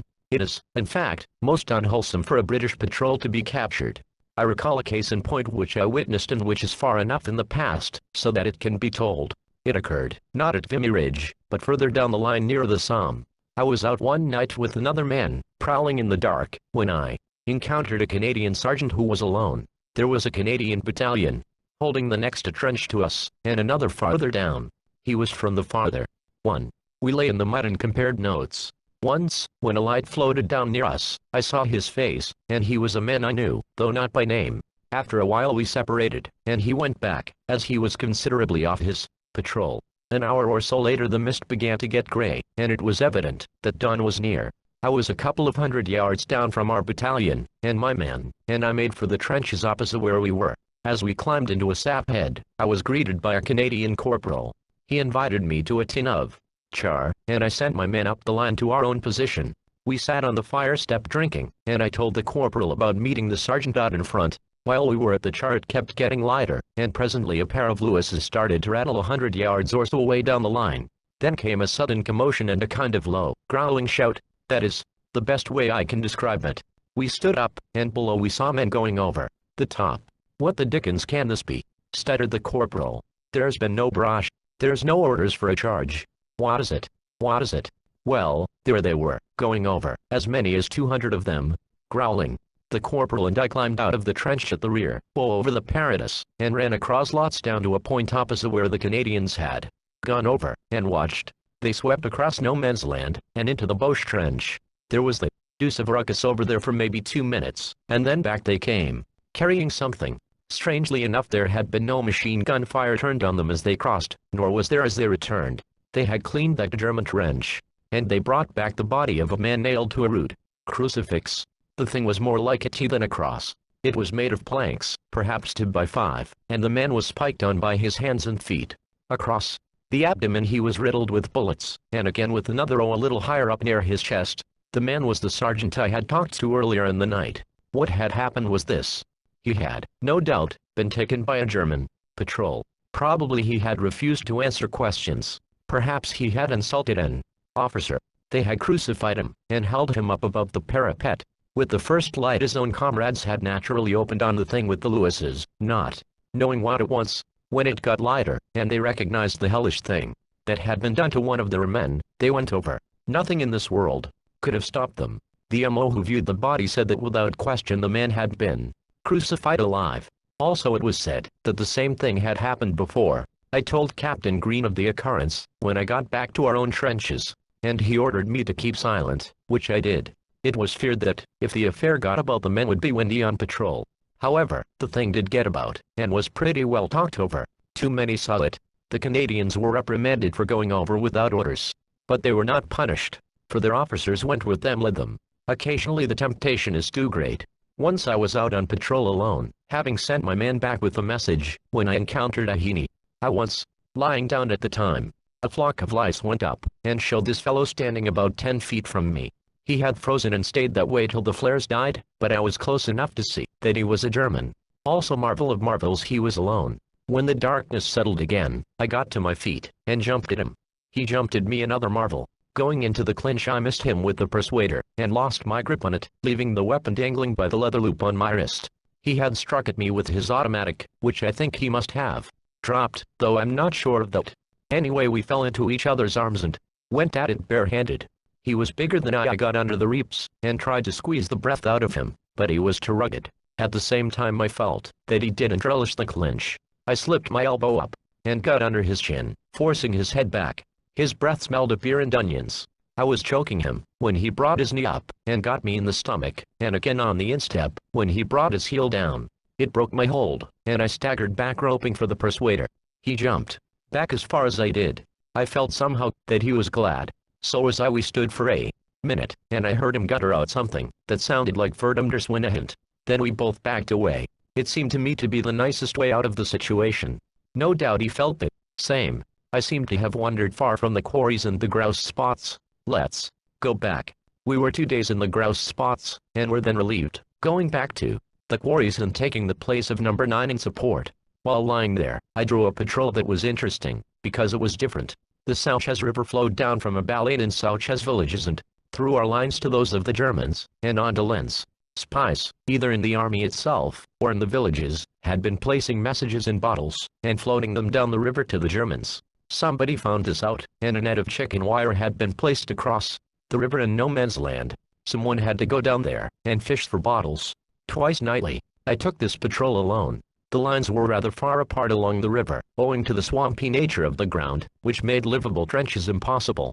I slipped out, and down the slight incline, and presently found myself in a little valley. The grass was rank and high, sometimes nearly up to my chin, and the ground was slimy and treacherous. I slipped into several shell holes, and was almost over my head in the stagnant, smelly water. I made the river all right, but there was no bridge or net in sight. The river was not over 10 feet wide, and there was supposed to be a footbridge of 2 planks, where the net was. I got back into the grass, and made my way downstream. Sliding gently through the grass, I kept catching my feet in something hard that felt like roots, but there were no trees in the neighborhood. I reached down, and groped in the grass and brought up a human rib. The place was full of them, and skulls. Stooping, I could see them, grinning up out of the dusk, hundreds of them. I learned afterwards that this was called the Valley of Death. Early in the war several thousand Zoapes had perished there, and no attempt had been made to bury them. After getting out of the skeletons, I scouted along downstream and presently heard the low voices of Germans. Evidently they had found the net and planned to get the messages first. Creeping to the edge of the grass, I peeped out. I was opposite the bottle trap. I could dimly make out the forms of two men standing on the nearer end of the plank bridge. They were, I should judge, about 10 yards away, and they hadn't heard me. I got out a Mills, pulled the pin, and pitched it. The bomb exploded, perhaps 5 feet the side of the men. One dropped, and the other ran. After a short wait I ran over to the German. I searched him for papers, found none, and rolled him into the river. After a few days in the quarries we were moved to what was known as the Warren, so called because the works resembled Rabbit Warren. This was on the lower side into the left end of Vimy Ridge, and was extra dangerous. It did seem as though each place was worse than the last. The Warren was a regular network of trenches, burrows, and funk holes, and we needed them all. The position was downhill from the Hunts, and they kept sending over and down a continuous stream of pipsqueaks, whiz-bangs, and minis. The pipsqueak is a shell that starts with the silly pip, goes on with the sillier squee, and goes off with a man-sized bang. The whiz-bang starts with rough wheel like a flushing cock partridge, and goes off on contact with a tremendous bang. It is not as dangerous as it sounds, but bad enough. The mini is about the size of a 2-gallon kerosene can, and comes somersaulting over in high arc, and is concentrated death and destruction when it lands. It is one virtually you can't see it coming and dodge, and at night it most considerately leaves a trail of sparks. The Boche served us full portions of all 3 of these man-killers in the Warren, and kept us ducking in and out pretty much all the time, night and day. I was lucky enough after the first day to be put on sappers duty. The sappers, or engineers, are the men whose duty it is to run mines under no man's land and plant huge quantities of explosives. There was a great amount of mining going on all the time at Vimy Ridge from both sides. Sometimes Fritz would run a sap up reasonably near the surface, and we would counter with one lower down. Then he'd go us one better, and go still deeper. Some of the mines went down, and under hundreds of feet. The result of all this was that on our side at least, the sappers were undermanned and a good many infantry were drafted into that service. I had charge of a gang, and had to fill sandbags with the earth removed from the end of the sap, and get it out, and pile the bags on the parapets. We were well out toward the German lines and deep under the hill, when we heard them digging below us. An engineer officer came in, and listened for an hour, and decided that they were getting in explosives, and that it was up to us to beat them to it. Digging stopped at once and we began rushing in HE and 50-pound boxes. I was ordered back into supports with my section. Right here I began to have luck. Just see how this worked out. First rushing party was organized whose duty it was to rush the crater made by the mine explosion, and occupy it before the Germans got there. 60 men were selected, a few from each company, and placed where they were supposedly safe, but where they could get up fast. This is the most dangerous duty an infantryman has to do, because both sides after a mine explosion shower in 57 varieties of sudden death, including a perfect train of machine gun bullets. The chances of coming out of a rushing party with a whole hide are about 1 in 5. Well, for a wonder, I didn't get drawn for this one, and I breathed one long, deep sigh of relief, put my hand inside my tunic and patted Dinky on the back. Dinky is my mascot. I'll tell you about him later. On top of that, another bit of luck came along, though it didn't seem like it at the moment. It was the custom for a ration party to go out each night and get up the grub. This party had to go over the duck walk, and was under fire both going and coming. One of the corporals who had been out on rations 2 nights in succession began to grouse. Of course Sergeant Page spotted me, and detailed me to the Wangler's duty. I groused too, like a good fellow, but had to go. "Garn," says Wellesley. "What's the diff, if yer gets an arrow there? If he clicks, I'll draw yer fags from Blighty, and say a prayer for yer soul. On yer way." Cheerful beggar, Wellesley. He was doing me a favor, and didn't know it. I did the 3 miles along the duck, walked with the ration party, and there wasn't a shell came our way. Queer. Nor on the way back. Queerer. When we were nearly back, and were about 500 yards from the base of the pimple, a dead silence fell on the German side of the line. There wasn't a gun nor a mortar nor even rifle in action for a mile in either direction. There was too, a kind of sympathetic let up on our side. There weren't any lights going up. There was an electric tension in the very air. You could tell by the feel that something big was going to happen. I halted the ration party at the end of the duck walk and waited. But not for long. Suddenly the very lights went up from the German side, literally in hundreds, illuminating the top of the ridge and the sky behind with a thin greenish-white flare. Then came a deep rumble that shook the ground, and a dull boom. A spurt of blood-red flame squirted up from the near side of the hill, and a rolling column of gray smoke. Then another rumble, and another, and then the whole side of the ridge seemed to open up, and move slowly skyward with the world-wrecking, soul-paralyzing crash. A murky red glare lit up the smoke screen, and against it a mass of tossed-up debris, and for an instant I caught the black silhouette of a whole human body spread-eagled, and spinning like a pinwheel. Most of our party, even at the distance, were knocked down by the gigantic impact of the explosion.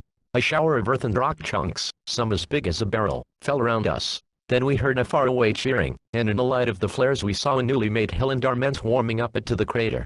2 mines had exploded, and the whole side of the pimple had been torn away. Half of our rushing party were killed, and we had 60 casualties from shock and wounds among men, who were supposed to be at a safe distance from the mining operation. But we took, and held the new crater positions. The corporal whose place I had taken on the ration party was killed by falling stones. Inasmuch as he was where I would have been, I considered that I had had a narrow escape from going west. More luck. Chapter 8. On the go. Marching, marching, marching. Always ready, well marching. Marching all the morning, and marching all the night. Marching, marching, marching. Always ready, well marching. Roll on till my time is up, and I shall march no more. We sung it to the tune of Holy, Holy, Holy, the whole blooming battalion. As we swung down the boulevard Alsace-Lorraine in Amiens, and past the great cathedral up there to the left, on its little rise of ground, the chant lifted, and lilted and throbbed up from near 1,000 throats, much as the unison devotions of the olden monks must have done in other days.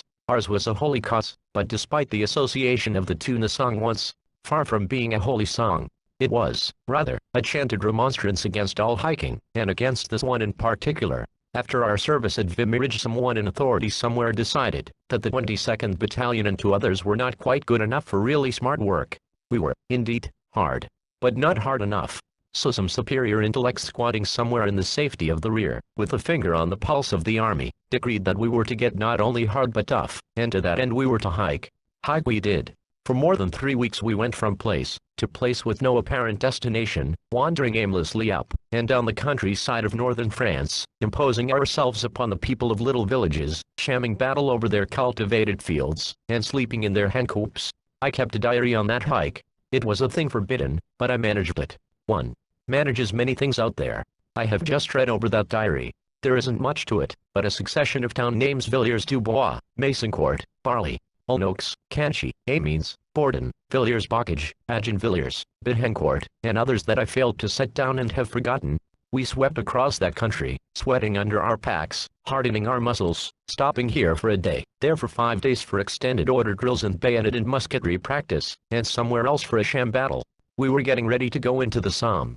The weather, by some perversity of fate, was fair during all of that hiking time. Whenever I was in the trenches it always rained, whether the season warranted it or not, except on days when we were scheduled to go over the top. Then, probably because rain will sometimes hold up our plan for attack, it was always fair. On the hike, with good roads underfoot, the soldier does not mind a little wet and welcomes a lot of clouds. No such luck for us. It was clear all the time. Not only clear, but blazing hot August weather. On our first march out of the Cabaret Rouge communication trench we covered a matter of 10 miles to a place called Villiers-du-Bois. Before that I had never fully realized just what it meant to go in full heavy equipment. Often on the march I compared my lot with that of the medieval soldier who had done his fighting over these same fields of northern France. The knight of the Middle Ages was all dressed up like a hardware store with, I should judge, about 100 pounds of armor. But he rode a horse and had a squire or some such striker trailing along in the rear with the things to make him comfortable. When the fighting was over, the modern soldier gets very little help in his war making. He is, in fact, more likely to be helping somebody else than asking for assistance for himself. The soldier has 2 basic functions: first, to keep himself whole and healthy; second, to kill the other fellow. To the end that he may do these 2 perfectly simple things, he has to carry about 80 pounds of weight all the time. He has a blanket, a waterproof sheet, a greatcoat, extra boots, extra underwear, a haversack with iron rations, entrenching tools, a bayonet, a water bottle, a musket, a rifle, 250 rounds of ammo, a tin hat, 2 gas helmets, and a lot of miscellaneous small junk. All this is draped, hung, and otherwise disposed over his figure by means of a webbed harness having more hooks than a hat-trick. He parallels the old-time knight only in the matter of the steel helmet and the rifle, which, with the bayonet, corresponds to the lance, sword, and battle axe, 3 in 1. The modern soldier carries all his worldly goods with him all the time. He hates to hike. but he has too. I remember very vividly that first day. The temperature was around 90 degrees, and some fool officers had arranged that we start at the very worst time of the day. The roads so near the front were pulverized, and the dust rose in dense clouds. The long straight lines of poplars beside the road were gray with it, and the heat waves shimmered up from the fields. Before we had gone 5 miles the men began to wilt. Right away I had some more of the joys of being a corporal brought home to me. I was already touched with trench fever, and was away under par. That didn't make any difference. On the march, when the men begin to weaken, an officer is sure to trot up and say, "Corporal Holmes, just carry this man's rifle," or "Corporal Collins, take that man's pack. He's jolly well done." Seemingly the corporal never is supposed to be jolly well done. If one complained, his officer would look at him with astounded reproach and say, "Why, Corporal, we can't have this, you know. You are a non-commissioned officer, and you must set an example. You must rally." When we finally hit the town, where our billets were, we found our company quartered in an old barn. It was dirty, and there was a pig pen at one end very smelly in the August heat. We flopped in the ancient filth. The cooties were very active, as we were drenched with sweat, and hadn't had a bath since heavens knew when.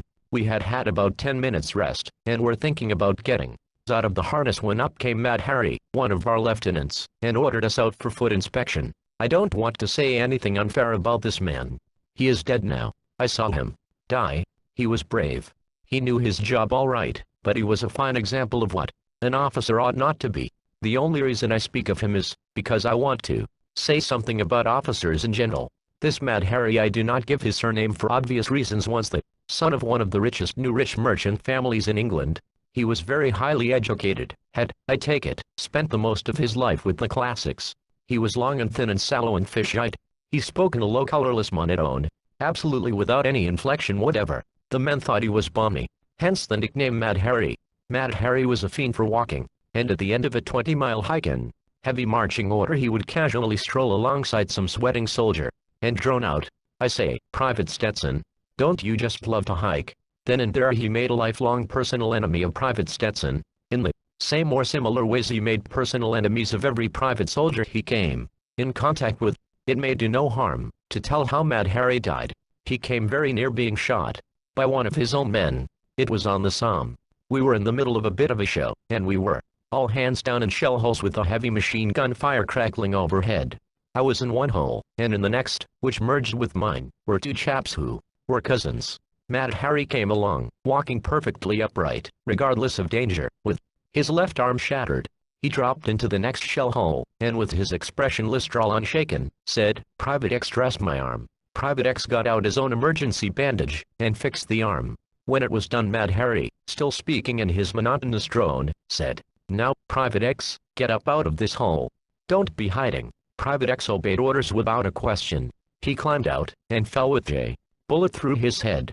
His cousin, who was a very dear friend of the boy, evidently went more or less crazy at this. I saw him leap at Mad Harry and snatch his pistol from the holster.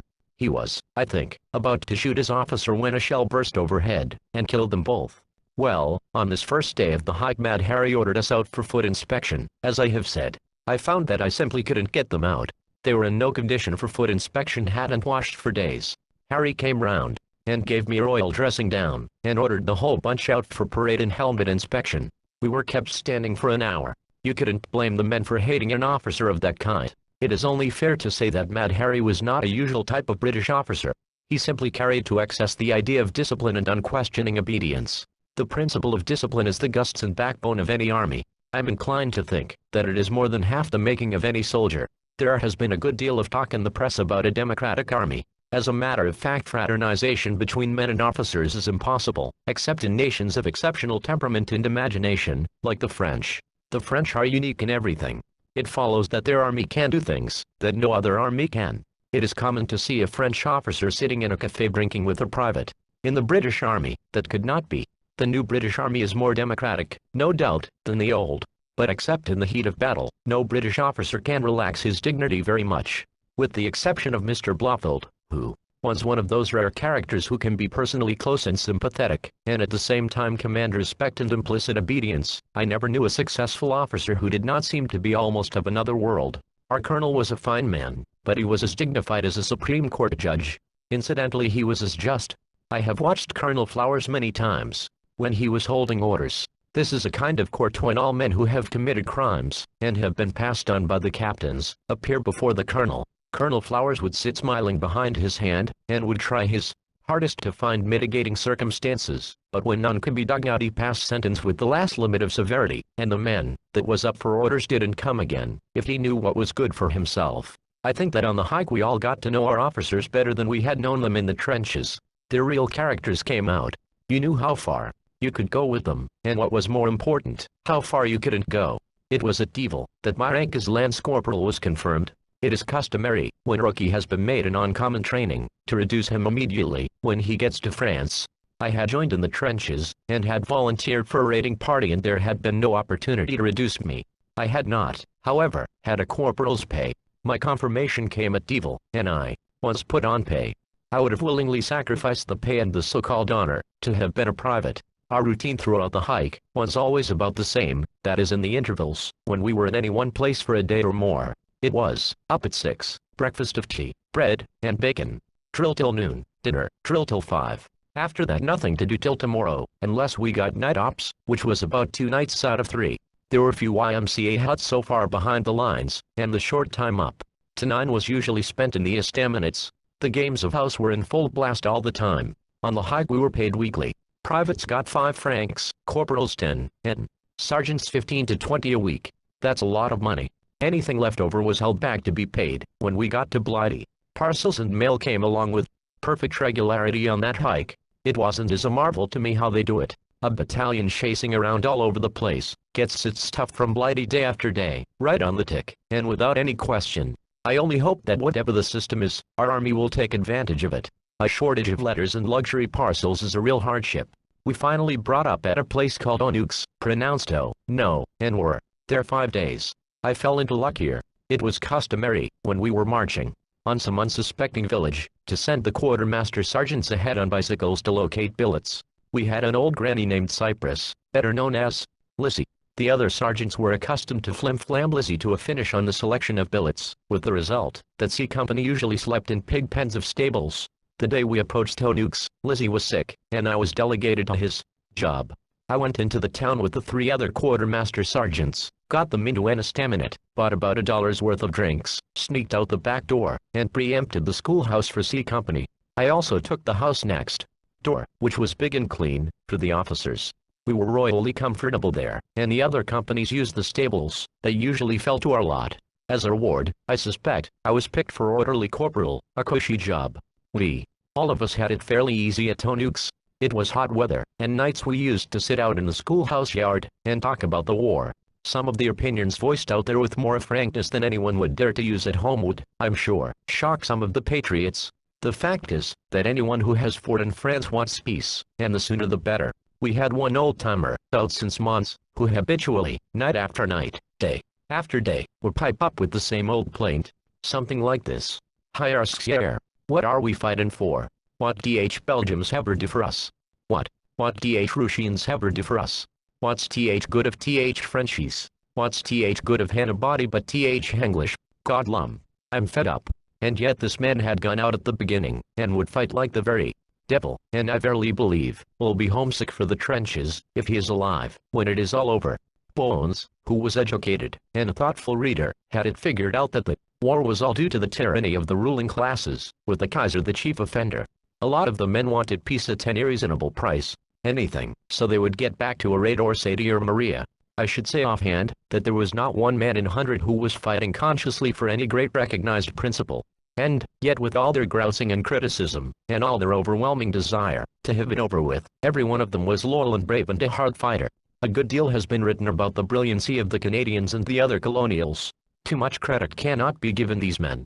In an attack there are no troops with more dash than the Canadians, but when it comes to taking punishment, and hanging on hopeless situation, there are no troops in the wide world who can equal, much less surpass, the English. Personally I think that comparisons should be avoided. All the Allies are doing their full duty with all that is in them. During most of the war talk, it was my habit to keep discreetly quiet. We were not in the war, yet and any remarks from me usually drew some hot shot. About Mr. Wilson's blankety blinked bloomin' notes. There was another American, a chap named Sanford from Virginia, and P. company, and he and I used to furnish a large amount of entertainment in these war talks. Sanford was FFV, and didn't care who knew it. Also he thought, generally was the greatest military genius ever known. One night he and I got started, and had it hot and heavy as to the merits of the Civil War. This for some reason tickled the Tommies half to death, and after that they would egg us on to a discussion. One of them would slyly say, "Darby, OOTH Blinken L was this blighter, General Grant." Or, "Hi Cy, Sandy, hired Darby Cy." Now this generally was a bleedin' swab.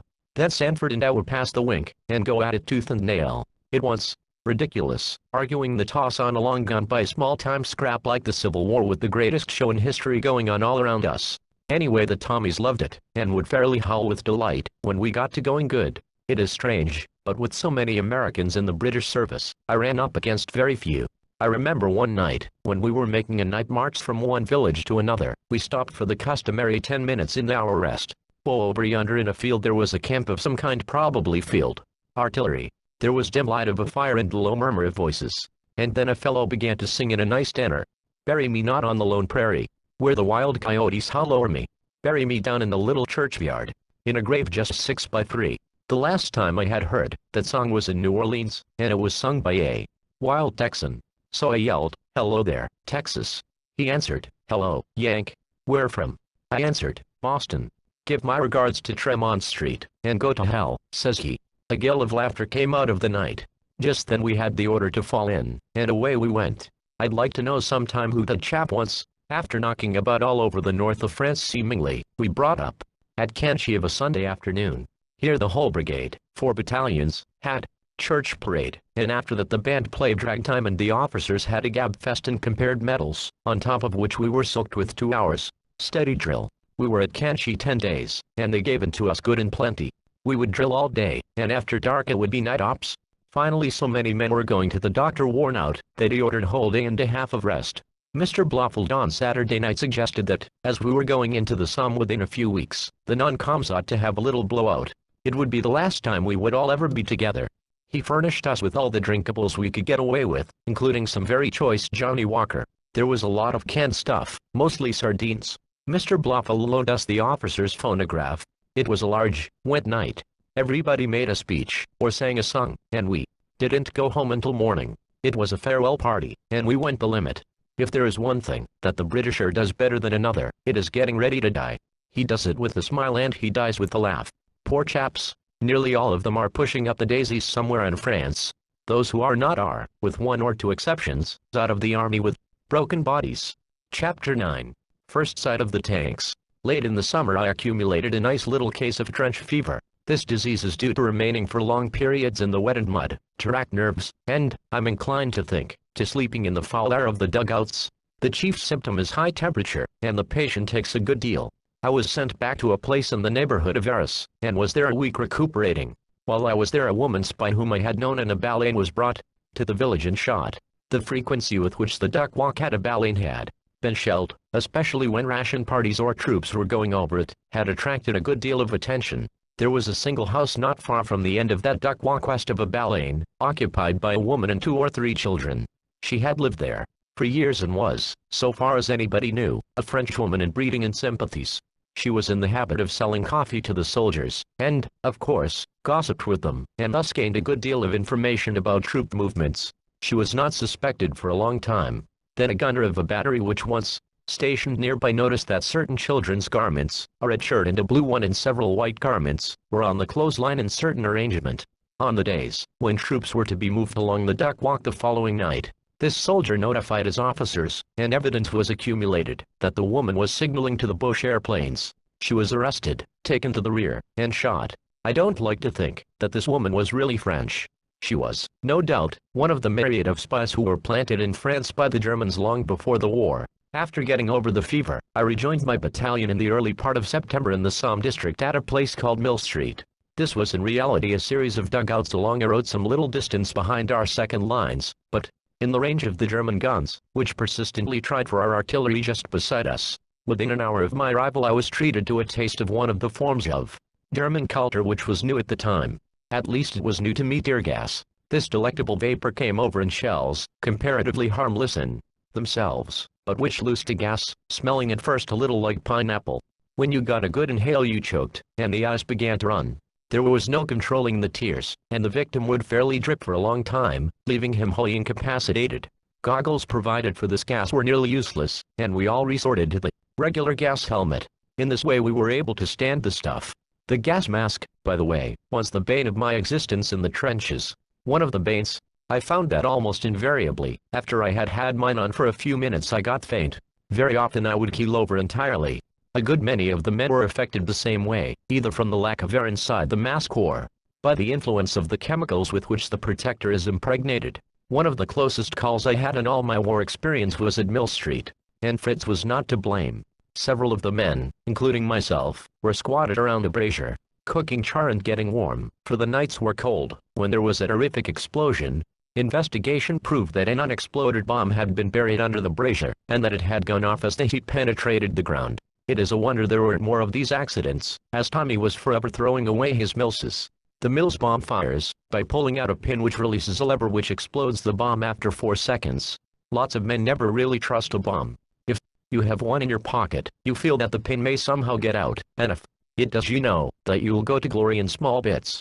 I always had that feeling myself, and used to throw away my Millses and scoop a hatful of dirt over them, with my foot. This particular bomb killed one man, wounded several, and shocked all of us. 2 of the men managed to swing a Blighty case out of it. I could have done the same, if I had been wise enough. I think I ought to say a word right here about the psychology of the Tommy, in swinging a Blighty case.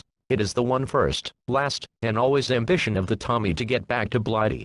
Usually he isn't out there, because he wants to be, but because he has to be. He is a patriot all right. His love of Blighty shows that. He will fight like a bag of wildcats, when he gets where the fighting is, but he isn't going around looking for trouble. He knows that his officers will find that for him plenty. When he gets letters from home, and knows that the wife or the nippers or the old mother is sick, he wants to go home, and so he puts in his time hoping for a wound that will be cushy enough not to discommode him much, and that will be bad enough to swing Blighty on. Sometimes when he wants very much to get back he stretches his conscience to the limit, and it is pretty elastic anyhow, and he fakes all sorts of illness. The MO is usually a bit too clever for Tommy, however, and out-and-out fakes seldom get by. Sometimes they do, and in the most unexpected cases. I had a man named Isidore Epstein in my section, who was instrumental in getting Blighty for himself and one other. Icy was a tailor by trade. He was no fighting man, and didn't pretend to be, and he didn't care who knew it. He was wild to get a Blighty one or shell shock, or anything that would take him home. One morning as we were preparing to go over the top, and the men were a little jumpy and nervous, I heard a shot behind me, and a bullet chugged into the sandbags beside my head. I whirled around, my first thought being that some one of our own men was trying to do me in. This is a thing that sometimes happens to unpopular officers and less frequently to the men. But not in this case. It was Icy Epstein. He had been monkeying with his rifle, and had shot himself in the hand. Of course, Icy was at once under suspicion of a self-inflicted wound, which is one of the worst crimes in the calendar. But the suspicion was removed instantly. Icy was hopping around, raising a terrific row. Oh I, he wailed. I'm ruined. I'm ruined. My thimble finger is gone. My thimble finger. I'm ruined. Oh I. The poor fellow was so sincerely desolated over the loss of his necessary finger, that I couldn't accuse him of shooting himself intentionally. I detailed a man named Baylor to take Icy back to a dressing station. Well, Baylor never came back. Months later in England I met up with Epstein, and asked about Baylor. It seems that after Icy had been fixed up, the surgeon turned to Baylor and said, "What's the matter with you?" Baylor happened to be dreaming of something else and didn't answer. "I say," barked the doctor, "speak up. What's wrong?" Baylor was startled and jumped and begun to stutter. "Oh, I see," said the surgeon. "Shell shock." Baylor was bright enough and quick enough after that to play it up and once tagged for Blighty. He had it thrust upon him, and you can bet he grabbed it, and thanked his lucky stars. We had been on Mill Street a day and a night, when an order came for our company, to move up to the second line and to be ready to go over the top the next day. At first there was the usual grousing, as there seemed to be no reason why our company should be picked from the whole battalion. We soon learned that all hands were going over, and after that we felt better. We got our equipment on, and started up to the second line. It was right here that I got my first dose of real honest to goodness modern war. The big push had been on all summer, and the whole of the Somme district was battered and smashed. Going up from Mill Street there were no communication trenches. We were right out in the open, exposed to rifle and machine gun fire into shrapnel, and the Boches were fairly raining it in on the territory they had been pushed back from and of which they had the range to an inch. We went up under that steady fire for a full hour. The casualties were heavy, and the galling part of it was that we couldn't hurry. It was so dark. Every time a shell burst overhead and the shrapnel pattered in that hurt all about, I kissed myself goodbye and thought of the baked beans at home. Men kept falling, and I wished I hadn't enlisted. When we finally got up to the trench, believe me, we didn't need any orders to get in. We relieved the Black Watch, and they encouraged us by telling us they had lost over half their men in that trench, and that Fritz kept a constant fire on it. They didn't need to tell us. The big boys were coming over all the time. The dead here were enough to give you the horrors. I had never seen so many before, and never saw so many afterwards in one place. They were all over the place, both Germans and our own men, and in all states of mutilation and decomposition. There were arms and legs sticking out of the trench sides. You could tell their nationality by the uniforms. The Scotch predominated, and their dead lay in the trenches and outside, and hanging over the edges. I think it was here that I first got the real meaning of that old quotation about the curse of a dead man's eye.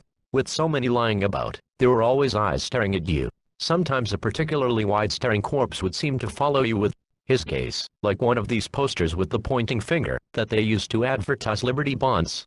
We would cover them up, or turn them over. Here and there one would have a scornful death smile on his lips, as though he were laughing at the folly of the whole thing. The stench here was appalling. That frightful, sickening smell that strikes one in the face like something tangible. Ugh! I immediately grew dizzy and faint, and had a mad desire to run. I think if I hadn't been a non-com with a certain small amount of responsibility to live up to, I should have gone crazy. I managed to pull myself together, and placed my men as comfortably as possible. The Germans were 500 yards away, and there was but little danger of an attack, so comparatively few had to stand to. The rest took to the shelters. I found a little two-man shelter that everybody else had avoided and crawled. And I crowded up against a man in there, and spoke to him. He didn't answer, and then suddenly I became aware of a stench more powerful than ordinary. I put out my hand and thrust it into a slimy, cold mess. I had found a dead German with a gaping, putrefying wound in his abdomen. I crawled out of that shelter, gagging and retching. This time I simply couldn't smother my impulse to run, and run I did, into the next traverse, where I sank weak and faint on the fire step. I sat there the rest of the night, regardless of shells, my mind milling wildly on the problem of war and the reason thereof, and cursing myself for a fool. It was very early in the morning when Wells shook me up with, "Hi sigh, Darby, what the blinkin' blazes is that noise?" We listened, and away from the rear came a tremendous whirring, burring, rumbling buzz, like a swarm of giant bees. I thought of everything from a Zeppelin to a donkey engine, but couldn't make it out. Blofeld ran around the corner of a traverse, and told us to get the men out. He didn't know what was coming, and wasn't taking any chances. It was getting a little light though heavily misty. We waited, and then out of the gray blanket of fog waddled the great steel monsters that we were to know afterwards as the tanks. I shall never forget it. Head-on view of a British tank. In the half-darkness they looked twice as big as they really were. They lurched forward, slow, clumsy but irresistible, nosing down into shell holes and out, crushing the unburied dead, sliding over mere trenches, as though they did not exist. There were 5 in all. One passed directly over us. We scuttled out of the way, and the men let go a cheer, for we knew that here was something that could, and would win battles. The tanks were an absolutely new thing to us. Their secret had been guarded so carefully even in our own army, that our battalion had heard nothing of them. But we didn't need to be told that they would be effective. One look was enough to convince us. Later it convinced Fritzy. Chapter 10. Following the tanks into battle. The tanks passed beyond us, and halfway up to the first line and stopped. Trapdoors in the decks opened, and the crews poured out, and began to pile sandbags in front of the machines, so that when day broke fully, and the mists lifted, the enemy could not see what had been brought up in the night. Day dawned, and a frisky little breeze from the west scattered the fog, and swept the sky clean. There wasn't a cloud by 8 o'clock. The sun shone bright, and we cursed it, for if it had been rainy the attack would not have been made. We made the usual last preparations that morning, such as writing letters and delivering farewell messages, and the latest rooks made their wills in the little blanks, provided for the purpose in the back of the pay books. We judged from the number of dead and the evident punishment other divisions had taken there, that the chances of coming back would be slim. Around 9 o'clock Captain Green gave us a little talk that confirmed our suspicions that the day was to be a hard one. He said, as nearly as I can remember, "Lads, I want to tell you that there is to be a most important battle, one of the most important in the whole war. High wood out there commands a view of the whole of this part of the Somme, and is most valuable. There are estimated to be about 10,000 Germans in that wood, and in the surrounding supports. The positions are mostly of concrete with hundreds of machine guns and field artillery. Our heavies have for some reason made no impression on them, and regiment after regiment has attempted to take the woods, and failed with heavy losses. Now it is up to the 47th Division to do the seemingly impossible. 0 is at 11. We go over then. The best of luck and God bless you. We were all feeling pretty sour on the world when the sky pilot came along and cheered us up. He was a good little man, that chaplain, brave as they make him. He always went over the top with us, and was in the thick of the fighting, and he had the military cross for bravery. He passed down the line, giving us a slap on the back, or a hand grip, and started us singing. No gospel hymns either, but any old rollicking, good-natured song that he happened to think of that would loosen things up, and relieve the tension. Somehow he made you feel that you wouldn't mind going to hell if he was along, and you knew that he'd be willing to come if he could do any good. A good little man. Peace to his ashes. At 10 o'clock things busted loose, and the most intense bombardment ever known in warfare up to the time began. Thousands of guns, both French and English, in fact every available gun within a radius of 15 miles, poured it in. In the bedlamitersten roar it was impossible to hear the next man, unless he put his mouth up close to your ear and yelled. My eardrums ached, and I thought I should go insane if the racket didn't stop. I was frightfully nervous and scared, but tried not to show it. An officer or a non-com must conceal his nervousness, though he be dying with fright. The faces of the men were hard-set and pale. Some of them looked positively green. They smoked fag after fag, lighting the new ones on the butts. All through the bombardment Fritz was comparatively quiet. He was saving all his for the time when we should come over. Probably too, he was holed up to a large extent in his concrete dugouts. I looked over the top once or twice, and wondered if I too would be lying there unburied with the rats and maggots gnawing me into an unrecognizable mass. There were moments in that hour from 10 to 11, when I was distinctly sorry for myself. The time, strangely enough, went fast as it probably does with J. Condemned men in his last hour. At 0-10 the word went down the line. 10 to go, and we got to the better positions of the trench, and secured our footing on the side of the parapet, to make our climb over when the signal came. Some of the men gave their bayonets a last fond rub, and I looked to my bolt action to see that it worked well. I had 10 rounds in the magazine, and I didn't intend to rely too much on the bayonet. At a few seconds of 11 I looked at my wristwatch, and was afflicted again with that empty filling in the solar plexus. Then the whistle shrilled, I blew mine, and over we went. To a disinterested spectator, who was far enough up in the air to be out of range, it must have been a wonderful spectacle to see those thousands of men go over, wave after wave. The terrain was leveled out to the point where the little hill of high wood rose, covered with the splintered poles of what had once been a forest. This position, and the supports to the left and rear of it, began to fairly belch machine gun and shell fire. If Fritz had been quiet before, he gave us all he had now. Our battalion went over from the second trench, and we got the cream of it. The tanks were just ahead of us, and lumbered along in an imposing row. They lurched down into deep craters and out again, tipped and reeled and listed, and sometimes seemed as though they must upset, but they came up each time, and went on and on. And how slow they did seem to move. Lord, I thought we should never cover that 500 or 600 yards. The tank machine guns were spitting fire over the heads of our first wave, and their Hotchkiss guns were rattling. A beautiful creeping barrage preceded us. Row after row of shells burst at just the right distance ahead, spewing gobs of smoke and flashes of flame, made thin by the bright sunlight. Half a dozen airplanes circled like dragonflies up there in the blue. There was a tank just ahead of me. I got behind it, and marched there. Slow. God, how slow. Anyhow, it kept off the machine gun bullets, but not the shrapnel. It was breaking over us in clouds. I felt the stunning patter of the fragments on my tin hat, cringed under it, and wondered vaguely why it didn't do me in. Men in the front wave were going down like tenpence. Off there diagonally too. The right and forward I glimpsed a blinding burst, and as much as a whole platoon went down. Around me men were dropping all the time, men I knew. I saw Dalbsy clawing at his throat as he reeled forward, falling. I saw Vickers double up, drop his rifle, and somersault, hanging onto his abdomen. 100 yards away, to the right, an officer walked backwards with an automatic pistol, balanced on his finger, smiling, pulling his men along like a drum major. A shell or something hit him.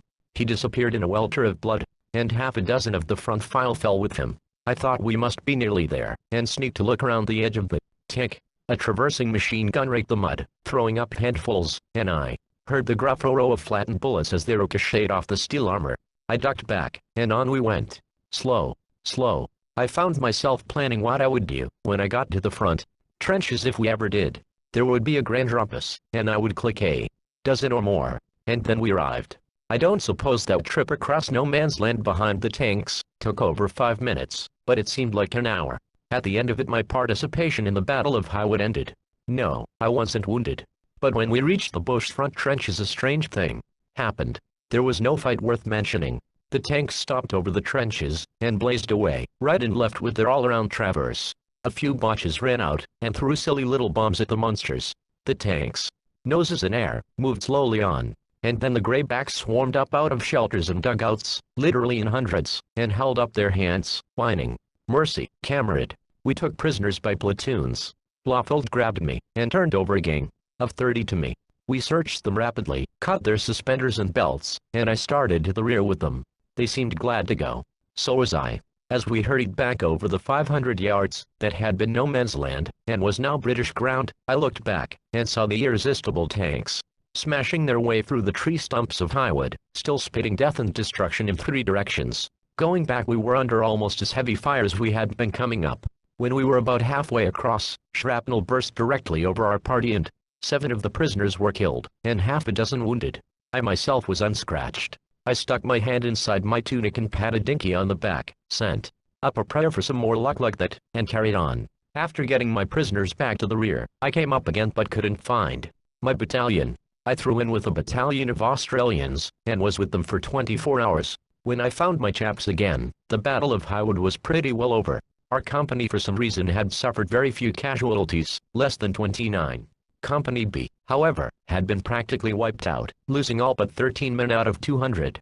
The other 2 companies had less than 100 casualties. We had lost about a third of our strength. It is a living wonder to me that any of us came through. I don't believe any of us would have, if it hadn't been for the tanks. The net result of the Battle of Highwood was that our troops carried on for nearly 2 miles beyond the position to be taken. They had to fall back, but held the wood and the heights. 3 of the tanks were stalled in the farther edge of the woods out of fuel and remained there for 3 days unharmed under the fire of the German guns. Eventually someone ventured out and got some juice into them, and they returned to our lines. The tanks had proved themselves not only as effective fighting machines, but as destroyers of German morale. Chapter 11. Prisoners. For weeks after our first introduction to the tanks, they were the chief topic of conversation in our battalion. And, notwithstanding the fact that we had seen the monsters go into action, had seen what they did, and the effect they had on the Boche, the details of their building and of their mechanism remained a mystery. For a long time, for weeks, about all we knew about them was what we gathered from their appearance as they reeled along, camouflaged with browns and yellows like great toads, and that they were named with quaint names like Creme de Menthe and Diplodocus. Eventually I met with a member of the crews who had manned the tanks at the Battle of Highwood, and I obtained from him a description of some of his sensations. It was a thing we had all wondered about, how the men inside felt as they went over. My tanker was a young fellow not over 25, a machine gunner, and in a little estaminet, over a glass of citron and soda, he told me of his first battle. Before we went in, he said, I was a little bit uncertain as to how we were coming out. We had tried the old boats out, and had given them every reasonable test. We knew how much they would stand in the way of shells on top and in the way of bombs or mines underneath. Still, there was all the difference between rehearsal and the actual going on the stage. When we crawled in through the trapdoor for the first time over, the shut-up feeling got me. I'd felt it before, but not that way. I got to imagining what would happen if we got stalled somewhere in the Boche lines, and they built a fire around us. That was natural, because it's hot inside a tank at the best. You mustn't smoke either. I hadn't minded that in rehearsal, but in action I was crazy for a fag. We went across, you remember, at 11, and the sun was shining bright. We were parboiled before we started, and when we got going good it was like a Turkish bath. I was stripped to the waist and was dripping. Besides that, when we begun to give them hell, the place filled with gas, and it was stifling. The old boat pitched a good deal going into shell holes, and it was all a man could do to keep his station. I put my nose up to my loophole to get air, but only once. The machine gun bullets were simply rattling on our hide. Tock, tock, tock, they kept drumming. The first shell that hit us must have been head-on into direct hit. There was a terrific crash, and the old girl shook all over, seemed to pause a little even. But no harm was done. After that we breathed easier. We hadn't been quite sure that the Boche shells wouldn't do us in. By the time we got to the Boche trenches, we knew he hadn't anything that could hurt us. We just sat and raked him and laughed and wished it was over, so we could get the air. I had already seen the effect of the tanks on the Germans. The batch of prisoners who had been turned over to me seemed dazed. One who spoke English said in a quavering voice, "God in Himmel, Kamerad, how could one endure? These things are not human. They are not fair." That fair thing made a hitch with me. After going against tear gas and hearing about liquid fire and such things, the great number of the prisoners we took at Highwood were very scared, looking at first and very surly. They apparently expected to be badly treated and perhaps tortured. They were tractable enough for the most part, but they needed watching, and they got it from me, as I had heard much of the treachery of the Boche prisoners. On the way to the rear with my bunch, I ran into a little episode which showed the foolishness of trusting a German, particularly an officer. I was herding my lot along, when we came up with about 12 in charge of a young fellow from a Leicester regiment. He was a private, and as most of his non-commissioned officers had been put out of action, he was acting corporal. We were walking together behind the prisoners, swapping notes on the fight, when one of his stopped, and no amount of coaxing would induce him to go any farther. He was an officer, of what rank I don't know, but judging from his age, probably a lieutenant. Finally Crane, that was the Leicester chap, went up to the officer, threatened him with his bayonet, and let him know that he was due for the cold. Still, if he didn't get up and hike, whereupon Mr. Fritz pulled an automatic from under his coat. He evidently had not been carefully searched and aimed it at Crane. Crane dove him and grabbed his wrist, but was too late. The gun went off and tore away Crane's right cheek. He didn't go down, however, and before I could get in without danger to Crane, he polished off the officer on the spot. The prisoners looked almost pleased. I suppose they knew the officer too well. I bandaged Crane and offered to take his prisoners in, but he insisted upon carrying on. He got very weak from loss of blood after a bit, and I had two of the Boches carry him to the nearest dressing station, where they took care of him. I have often wondered whether the poor chap clicked it. Eventually I got my batch of prisoners back to headquarters and turned them over. I want to say a word right here as to the treatment of the German prisoners by the British. In spite of the verified stories of the brutality shown to the Allied prisoners by the Hun, the English and French have too much humanity to retaliate. Time and again I have seen British soldiers who were bringing in Germans stop and spend their own scanty pocket money for their captives' comfort. I have done it myself. Almost inevitably the Boche prisoners were expecting harsh treatment. I found several who said that they had been told by their officers that they would be skinned alive if they surrendered to the English. They believed it, and you could hardly blame the poor devils for being scared. Whenever we were taking prisoners back, we always, unless we were in too much of a hurry, took them to the nearest canteen, run by the YMCA or by one of the artillery companies, and here we would buy English or American fags. And believe me, they liked them. Anyone who has smoked the tobacco issue too. The German army could almost understand a soldier surrendering, just to get away from it. Usually too, we bought bread and sweets, if we could stand the price. The heenies would bolt the food down, as though they were half-starved. And at once, perfectly clear from the way they went after the luxuries, that they got little more than the hard necessities of army fare. At the Battle of Highwood the prisoners we took ran largely to very young fellows, and to men of 50 or over. Some of the youngsters said they were only 17 and they looked not over 15. Many of them had never shaved. I think the sight of those war-worn boys, haggard and hard, already touched with cruelty and bloodlust, brought home to me closer than ever before what a hellish thing war is, and how keenly Germany must be suffering, along with the rest of us. Chapter 12. I become a bomber. When I found my battalion, the Battle of Highwood had pretty well quieted down. We had taken the position we went after, and the fighting was going on to the north and beyond the wood. The big push progressed very rapidly as the summer drew to a close. Our men were holding one of the captured positions in the neighborhood of the wood. It must have been 2 days after we went over the top with the tanks that Captain Green had me up and told me that I was promoted. At least that was what he called it. I differed with him, but didn't say so. The captain said that as I had had a course in bombing, he thought he would put me in the battalion bombers. I protested that the honor was too great, and that I really didn't think I was good enough. After that the captain said that he didn't think I was going in the bombers. He knew it. I was elected. I didn't take any joy whatever in the appointment, but orders are orders and they have to be obeyed. The bombers are called the Suicide Club, and are well named. The mortality in this branch of the service is as great, if not greater than in any other. In spite of my feelings in the matter, I accepted the decision cheerfully, like a man being sentenced to be electrocuted, and managed to convey the impression to Captain Green that I was greatly elated, and that I looked forward to future performances with large relish. After that I went back to my shelter, and made a new will. That very night I was called upon to take charge of a bombing party of 12 men. A lieutenant, Mr. May, one of the bravest men I ever knew, was to be of the party, and in direct command. I was to have the selection of the men. Captain Green had me up along with Lieutenant May early in the evening, and as nearly as I can remember these were his instructions. Just beyond Highwood, and to the left there is a sap or small trench leading to the sunken road that lies between the towns of Albert and Bapham. That position commands a military point that we find necessary to hold before we can make another attack. The Germans are in the trench. They have 2 machine guns, and will raise the devil with us, unless we get them out. It will cost a good many lives if we attempt to take the position by attack, but we are under the impression that a bombing party in the night on a surprise attack will be able to take it with little loss of life. Take your 12 men out there at 10 o'clock, and take that trench. You will take only bombs with you. You and Mr. May will have revolvers. After taking the trench, consolidate it, and before morning there will be relief sent out to you. The best of luck. The whole thing sounded as simple as ABC. All we had to do was go over there and take the place. The captain didn't say how many Germans there would be nor what they would be doing while we were taking their comfortable little position. Indeed, he seemed to quite carelessly leave the bush out of the reckoning.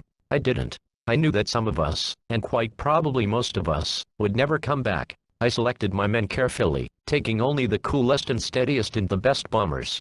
Most of them were men who had been at Dover with me.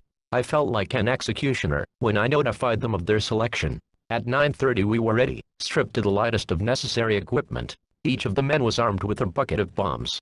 Some carried an extra supply in satchels, so we knew there would be no shortage of Milses. Lieutenant May took us out over the top on schedule time, and we started for the position to be taken. We walked erect, but in the strictest silence for about 1,000 yards. At that time the distances were great on the Somme, as the big push was in full swing, and the advance had been fast. Trench systems had been demolished, and in many places there were only shell holes and isolated pieces of trench defended by machine guns. The whole movement had progressed so far that the lines were far apart and broken, so much so that in many cases the fighting had come back to the open work of early in the war. Poking along out there, I had the feeling that we were an awfully long way from the comparative safety of our main body, too far away for comfort. We were. Any doubts on the matter disappeared before morning. At the end of the 1,000 yards Lieutenant May gave the signal to lie down. We lay still half an hour or so, and then crawled forward. Fortunately there was no barbed wire, as all entanglements had been destroyed by the terrific bombardment that had been going on for weeks. The Germans made no attempt to repair it, nor did we. We crawled along for about 10 minutes, and the lieutenant passed the word in whispers to get ready. As we were nearly on them, each of us got out a bomb, pulled the pin with our teeth, and waited for the signal. It was fairly still. Away off to the rear, guns were going, but they seemed a long way off. Forward, and away off to the right beyond the wood, there was a lot of rifle and machine gun fire, and we could see the sharp little lavender stabs of flame like electric flashes. It was light enough so that we could see dimly. Just ahead we could hear the murmur of the Huns as they chatted in the trench. They hadn't seen us. Evidently they didn't suspect, and were more or less careless. The lieutenant waited until the sound of voices was a little louder than before, the Boches evidently being engaged in a fireside argument of some kind. And then he jumped to his feet shouting, "Now then, my lads, all together." We came up all standing, and let him go. It was about 15 yards to Fritz, and that is easy to a good bomber, as my men all were. A yell of surprise and fright went up from the trench, and they started to run. We spread out, so as to get to them, gave them another round of Milses, and rushed. The trench wasn't really a trench at all. It was the remains of a perfectly good one, but had been bashed all to pieces, and was now only 5 or 6 shell craters connected by the ruined traverses. At no point was it more than waist high, and in some places only knee high. We swarmed into what was left of the trench, and after the Heenies, there must have been 40 of them, and it didn't take them long to find out that we were only a dozen. Then they came back at us. We got into a crooked bit of traverse that was in relatively good shape, and threw up a barricade of sandbags. There was any amount of them lying about. The Germans gave us a bomb or two and considerable rifle fire, and we beat it around the corner of the bay. Then we had it back and forth, a regular seesaw game. We would chase them back from the barricade, and then they would rush us, and back we would go. After we had lost 3 men and Lieutenant May had got a slight wound, we got desperate, and got out of the trench and rushed them for further orders. We fairly showered them as we followed them up, regardless of danger to ourselves. All the scrap through they hadn't done anything with the machine guns. One was in our end of the trench, and we found that the other was out of commission. They must have been short of small arm ammunition and bombs, because on that last strafing they cleared out and stayed. After the row was over we counted noses, and found 4 dead and 3 slightly wounded, including Lieutenant May. I detailed 2 men, to take the wounded and the lieutenant back. That left 4 of us to consolidate the position. The lieutenant promised to return with relief, but as it turned out he was worse than he thought, and he didn't get back. I turned to, and inspected the position. It was pretty hopeless. There really wasn't much to consolidate. The whole works was knocked about and was only fit for a temporary defense. There were about a dozen German dead, and we searched them, but found nothing of value. So we strengthened our cross-trench barricade and waited for the relief. It never came. When it began to get light, the place looked even more discouraging. There was little or no cover. We knew that, unless we got some sort of concealment, the airplanes would spot us, and that we would get a shell or 2. So we got out the entrenching tools and dug into the side of the best part of the shallow traverse. We finally got a slide overhang scraped out. We didn't dare go very far under for fear that it would cave. We got some sandbags up on the sides and 3 of us crawled into the shelter. The other man made a similar place for himself a little distance off. The day dawned clear and bright, and gave promise of being hot. Along about 7 we began to get hungry. A Tommy is always hungry, whether he is in danger or not. When we took account of stock, and found that none of us had brought along iron rations, we discovered that we were all nearly starved. Killing is hungry work. We had only ourselves to blame. We had been told repeatedly never to go anywhere without iron rations, but Tommy is a good deal of a child, and unless you show him the immediate reason for a thing he is likely to disregard instructions. I rather blamed myself in this case for not seeing that the men had their emergency food. In fact, it was my duty to see that they had. But I had overlooked it. And I hadn't brought any myself. The iron ration consists of a pound of bully beef, a small tin containing tea and sugar enough for 2 doses, some oxo cubes, and a few biscuits made of reinforced concrete. They are issued for just such an emergency as we were in as we lay in our isolated dugout. The soldier is apt to get into that sort of situation almost any time, and it is folly ever to be without the ration.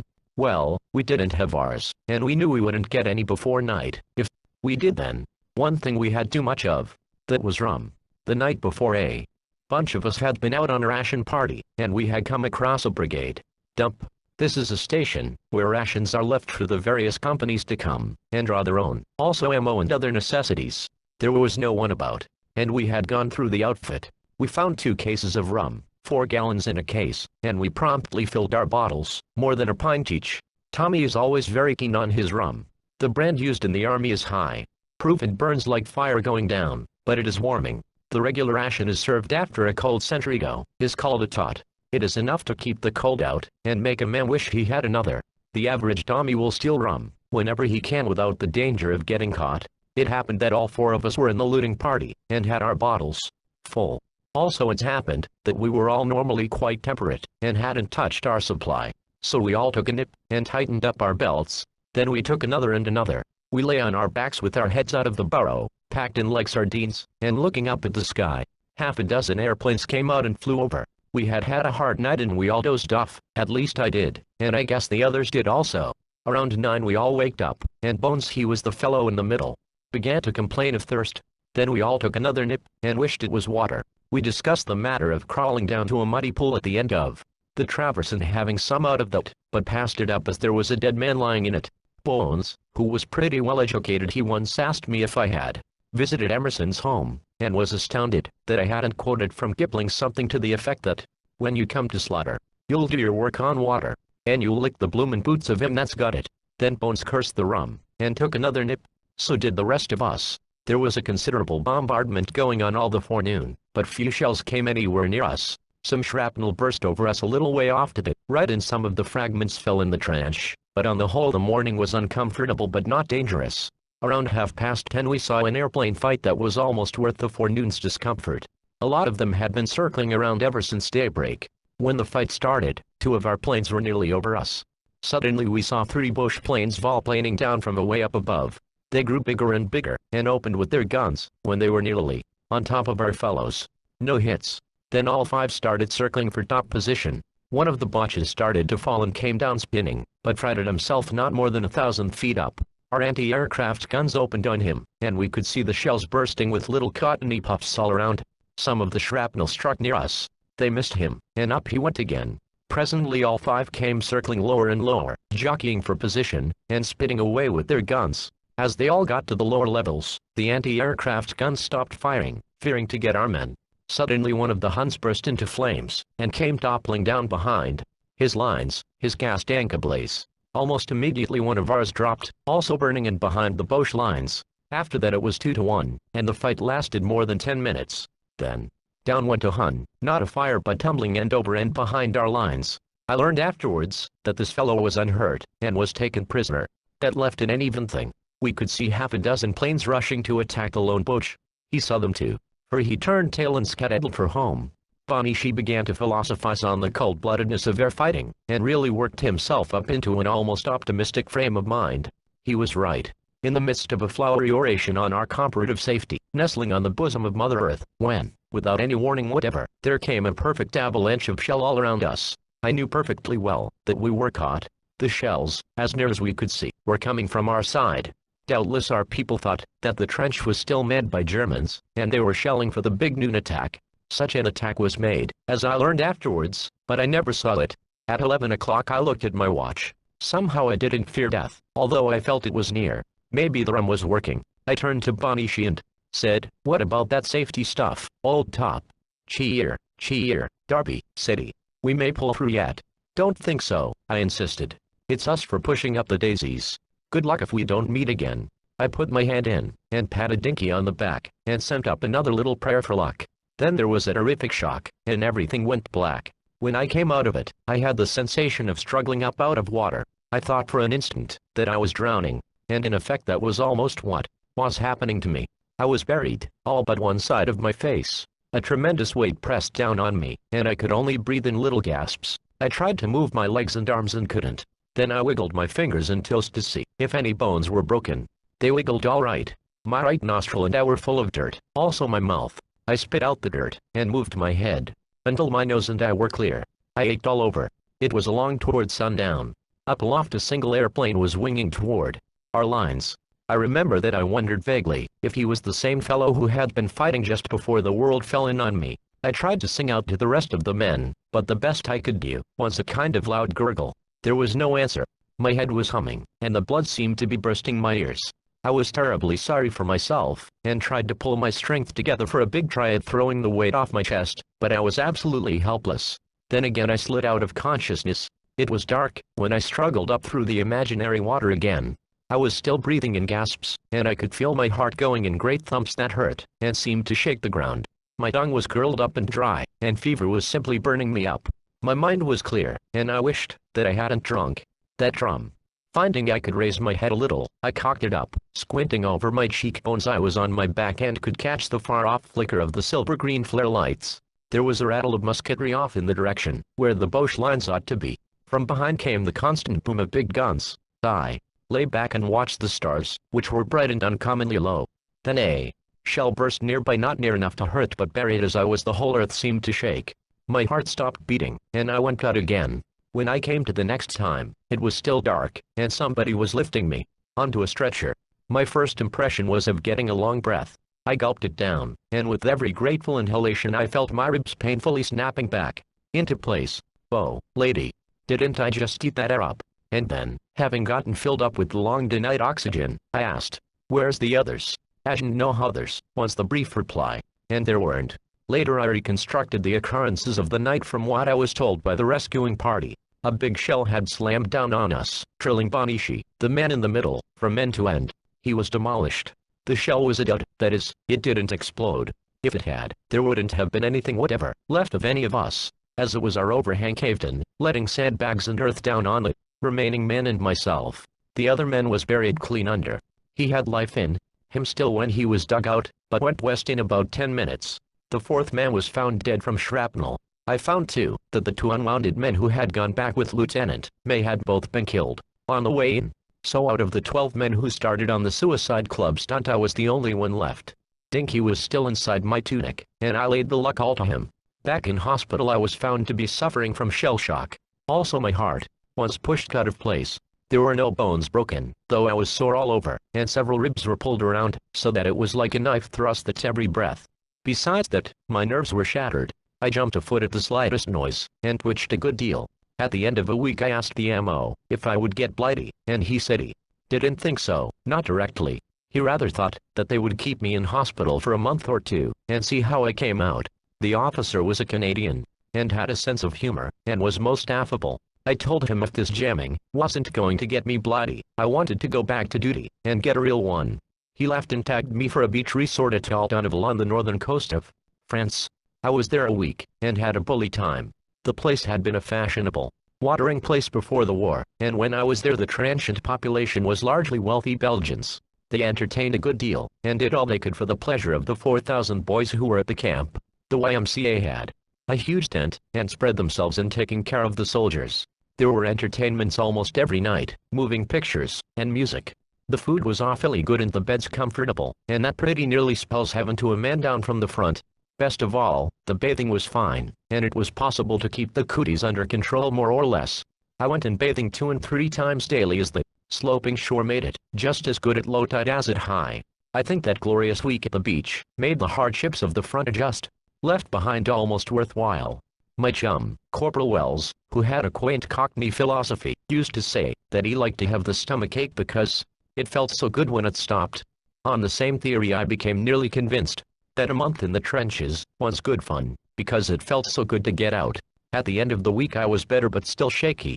I started pestering the MO to tag me for Blighty. He wouldn't, so I sprung the same proposition on him that I had on the doctor at the base to send me back to duty if he couldn't send me to England. The brute took me at my word, and sent me back to the battalion. I rejoined on the Somme again, just as they were going back for the second time in that most awful part of the line. Many of the old faces were gone.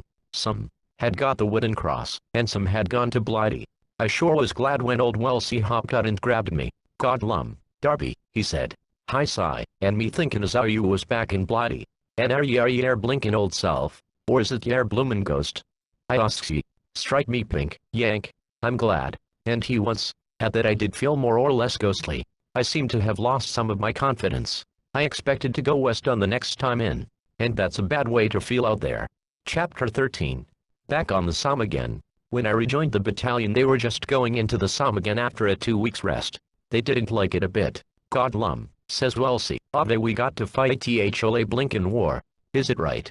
I asks yer. "Is it?" It was all wrong. We had been told after Highwood that we would not have to go into action again in that part of the line, but that we would have a month of rest, and after that would be sent up to the Ypres sector. Ypres hadn't been any garden of roses early in the war, but it was paradise now compared with the Somme. It was a sad lot of men when we swung out on the road again back to the Somme, and there was less singing than usual. That first night we remained at Mametz Wood. We figured that we would get to Kip while the kipping was good. There were some old Boche dugouts in fair condition, and we were in a fair way to get comfortable. No luck. We were hardly down to a good sleep when C Company was called to fall in, without equipment, and we knew that meant fatigue of some sort. I have often admired the unknown who invented that word fatigue as applied in a military term. He used it as a disguise for just plain hard work. It means anything whatever in the way of duty that does not have to do directly with the manning of the trenches. This time we clicked a burial fatigue. It was my first. I never want another. I took a party of 10 men, and we set out, armed with picks and shovels, and, of course, rifles and bandoliers, cloth pockets containing 50 rounds of ammo. We hiked 3 miles up to Highwood, and in the early morning began the job of getting some of the dead underground. We were almost exactly in the same place from which we had gone over after the tanks. I kept expecting all the time to run across the bodies of some of our own men. It was a most unpleasant feeling. Some cleaning up had already been done, so the place was not so bad as it had been, but it was bad enough. The advance had gone forward so far that we were practically out of shell range, and we were safe working. The burial method was to dig a pit 4 feet deep and big enough to hold 6 men. Then we packed them in. The worst part of it was that most of the bodies were pretty far gone, and in the falling away stage. It was hard to move them. I had to put on my gas mask to endure the stench, and so did some of the other men. Some who had done this work before rather seemed to like it. I would search a body for identification marks and jot down the data found on a piece of paper. When the man was buried under, I would stick a rifle up over him, and tuck the record into the trap in the butt of the gun, where the oil bottle is carried. When the pioneers came up, they would remove the rifle and substitute a little wooden cross with the name painted on it. The indifference with which the men soon came to regard this burial fatigue was amazing. I remember one incident of that first morning, a thing that didn't seem at all shocking at the time, but which, looking back upon it, illustrates the matter-of-factness of the soldier's viewpoint on death. "Hi sigh, Darby," sang out one fellow. "I got a blighter air with only one leg. What'll I do with him?" "Put him under with only one, you blinking idiot," said I. Presently he called out again, this time with a little note of satisfaction and triumph in his voice. "Darby, hi sigh, I got a leg for that bleeder. Fits him perfect." Well, I went over and took a look, and to my horror found that the fool had stuck a German leg on the body. I wouldn't all. I wouldn't stand for that, and had it out again. I wasn't going to send a poor fellow on his last pilgrimage with any bush leg, and said so. Later I heard this undertaking genius of a Tommy grousing and muttering to himself. "Can't please Darby," says he, "no matter what. Fancy the blighter'd feel better with two legs, if one was bush. It's a fair crime sending him over the river with only one." I was sure thankful when that burial fatigue was over, and early in the forenoon we started back to rest. Rest, did I say? Not that trip. We were hardly back to Mametz and down to breakfast when along came an order to fall in for a carrying party. All that day we carried boxes of milses up to the dump that was by Highwood, 3 long miles over hard going. Being a corporal had its compensations at this game, as I had no carrying to do, but inasmuch as the bombs were moved to boxes to A men, I got my share of the hard work helping men out of holes, and lending a hand when they were mired. Milses are packed with the bombs and detonators separate in the box, and the men are very careful in the handling of them, so the moving of material of this kind is wearing. Another line of man-killers that we had to move were toffee apples. This quaint toy is a huge bomb, perfectly round and weighing 60 pounds, with a long rod or pipe which inserts into the mortar. Toffee apples are about the awkwardest thing imaginable to carry. This carrying stunt went on for 8 long days and nights. We worked on an average 16 hours a day. It rained nearly all the time, and we never got dried out. The food was awful, as the advance had been so fast that it was almost impossible to get up the supplies, and the men in the front trenches had the first pick of the grub. It was also up to us to get the water up to the front. The method on this was to use the 5-gallon gasoline cans. Sometimes they were washed out, oftener they weren't. Always the water tasted of gas.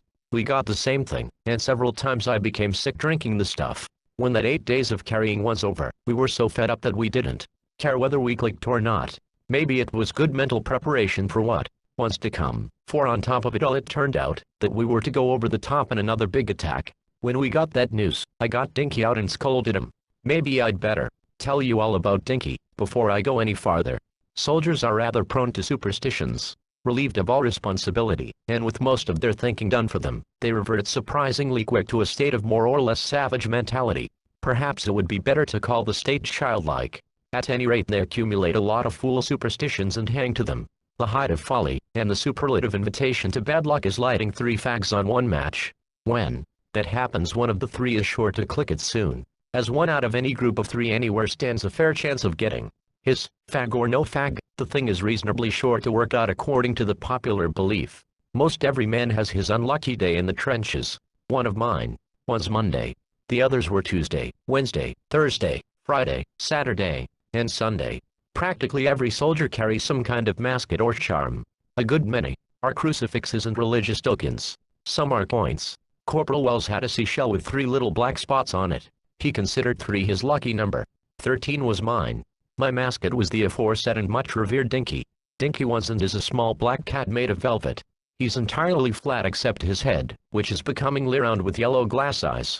I carried Dinky inside my tunic always, and felt safer with him there. He hangs at the head of my bed now, and I feel better with him there. I realize perfectly that all this sounds like Domerit, and that superstition may be a relic of barbarism and ignorance. Never mind. Wellesley sized the situation up one day, when we were talking about this very thing. "Maybe my shell agent doin' me no good," says Wells. "Maybe Dinky agent doin' you no good. But he agent doin' you no harm. So hang on to him." I figure that, if there's anything in war that agent doin' you no harm, it is pretty good policy to hang on to it.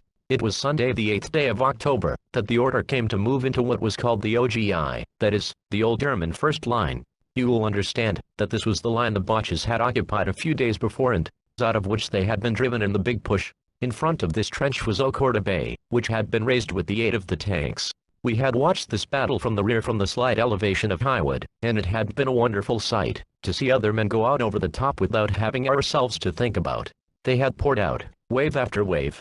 a large part of them Scotch with their kilted rumps swinging in perfect time, a smashing barrage going on ahead, and the tanks lumbering along with a kind of clumsy majesty. When they hit the objective, the tanks crawled in, and made short work of it. The infantry had hard work of it after the positions were taken, as there were numerous underground caverns and passages which had to be mopped out. This was done by dropping smoke bombs in the entrances, and smoking the Boches out like bees. When we came up, we inherited these underground shelters, and they were mighty comfortable after the kipping in the muck. There were a lot of souvenirs to be picked up, and almost everybody annexed helmets and other truck that had been left behind by the Germans. Sometimes it was dangerous to go after souvenirs too greedily. The inventive Hun had a habit of fixing up a body with a bomb under it, and a tempting wrist watch on the hand. If you started to take the watch, the bomb went off, and after that you didn't care what time it was. I accumulated a number of very fine razors, and one of the sawtooth bayonets the Boche pioneers use. This is a perfectly hellish weapon that slips in easily, and mangles terribly, when it is withdrawn. I had thought that I would have a nice collection of souvenirs to take to Blighty, if I ever got leave. I got the leave all right, and shortly, but the collection stayed behind. The dugout that number 10 drew was built of concrete, and was big enough to accommodate the entire platoon. We were well within the bush range and early in the day had several casualties, one of them a chap named Stransfield, a young Yorkshireman who was a very good friend of mine. Stransy was sitting on the top step cleaning his rifle, and was blown to pieces by a falling shell. After that we kept to cover all day, and slept all the time. We needed it after the exhausting work of the past 8 days. It was along about dark, when I was awakened by a runner from headquarters, which was in a dugout a little way up the line, with word that the platoon commanders were wanted. I happened to be in command of the platoon. As Mr. Bluffold was acting second in command of the company, Sergeant Page was away in Heber as instructor for a month, and I was next senior. I thought that probably this was merely another detail for some fatigue, so I asked Wells if he would go. He did, and in about half an hour came back with J. face as long as my arm. I was sitting on the fire step cleaning my rifle, and Wells sank dejectedly down beside me. "Darby," he sighed hopelessly, "what blinkin' hell do you think is up now?" I hadn't the faintest idea and said so. I had, however, as the educated Bones used to say, a premonition of impending disaster. As a premonitor I was a success. Disaster was right. Wells sighed again, and spilled the news. "We're goin' over bleedin' top at 9. We don't have to carry no tools. We're in the first bloomin' wave." Going without tools was supposed to be a sort of consolation for being in the first wave. The other 3 waves carry either picks or shovels. They consolidate the trenches, after they have been taken by the first wave. That is, they turn the trench around, facing the other way, to be ready for a counterattack. It is a miserable job. The tools are heavy and awkward, and the last waves get the cream of the artillery fire, as the Boche naturally does not want to take the chance of shelling the first wave for fear of getting his own men. However, the first wave gets the machine gun fire, and gets it good. At that the first wave is the preference. I have heard hundreds of men say so. Probably the reason is that a bullet, unless it is explosive, makes a relatively clean wound, while a shell fragment may mangle fearfully. Wells and I were talking over the infernal injustice of the situation, when another runner arrived from the sergeant major's, ordering us up for the rum issue. I went up for the rum, and left Wells to break the news about going over. I got an extra large supply, as the sergeant major was good-humored. It was the last rum he ever served. I got enough for the full platoon and then some, which was a lot, as the platoon was well down in numbers owing to casualties. I went among the boys with a spoon and the rum in a mess tin, and served out 2 tots instead of the customary 1. After that all hands felt a little better, but not much. They were all fagged out after the week's hard work. I don't think I ever saw a more discouraged lot getting ready to go over. For myself I didn't seem to care much. I was in such rotten condition physically. I rather hoped it would be my last time. Chapter 14. The last time over the top. A general cleaning of rifles started, although it was dark. Mine was already in good shape, and I leaned it against the side of the trench, and went below for the rest of my equipment. While I was gone, a shell fragment undid all my work by smashing the breech. I had seen a new short German rifle in the dugout with a bayonet and ammo, and decided to use that. I hid all my souvenirs, planning to get them when I came out, if I ever came out. I hadn't much nerve left after the bashing I had taken a fortnight before, and didn't hold much hope. Our instructions were of the briefest. It was the old story, that there would probably be little resistance, if any. There would be a few machine guns to stop us, but nothing more. The situation we had to handle was this: a certain small sector had held on the attacks of the few previous days, and the line had bent back around it. All we had to do was to straighten the line. We had heard this old ghost story too often to believe a word of it. Our place had been designated where we were to get into extended formation, and our general direction was clear. We filed out of the trench at 8:30, and as we passed the other platoons we had been to the rear, they tossed us the familiar farewell hail, "The best o' luck, mighty." We soon found ourselves in the old sunken road that ran in front of Oak Court, a bay. At this point we were not under observation, as a rise in the ground would have protected us, even though it had been daylight. The moon was shining brilliantly, and we knew that it would not be anything in the nature of a surprise attack. We got into extended formation, and waited for the order to advance. I thought I should go crazy during that short wait. Shells had begun to burst over and around us, and I was sure the next would be mine. Presently one burst a little behind me, and down went Captain Green and the sergeant major with whom he had been talking. Captain Green died a few days later at Trowan, and the sergeant major lost an arm. This was a hard blow right at the start, and it spelled disaster. Everything started to go wrong. Mr. Blofeld once in command and another officer thought that he was in charge. We got conflicting orders, and there was one grand mix-up. Eventually we advanced and went straight up over the ridge. We walked slap bang into perfectly directed fire. Torrents of machine gun bullets crackled about us, and we went forward with our heads down, like men facing into a storm. It was a living marvel that anyone could come through it. A lot of them didn't. Mr. Blofeld, who was near me, leaped in the air, letting go a hideous yell. I ran to him, disregarding the instruction not to stop to help anyone. He was struck in the abdomen with an explosive bullet and was done for. I felt terribly about Mr. Blofeld, as he had been a good friend to me. He was the finest type of officer of the New English Army, the rare sorts who can be democratic and yet command respect. He had talked with me often, and I knew of his family and home life. He was more like an elder brother to me than a superior officer. I left Mr. Blofeld and went on. The hail of bullets grew even worse. They whistled and cracked and squealed, and I began to wonder why on earth I didn't get mine. Men were falling on all sides and the shrieks of those hit were the worst I had heard. The darkness made it worse, and although I had been over the top before by daylight, this was the last limit of hellishness, and nothing but plain, unmixed machine gunfire. As yet there was no artillery action to amount to anything. Once again I put my hand inside my tunic, and stroked Dinky, and said to him, "For God's sake, Dink, see me through this time." I meant it to. I was actually praying to my mascot.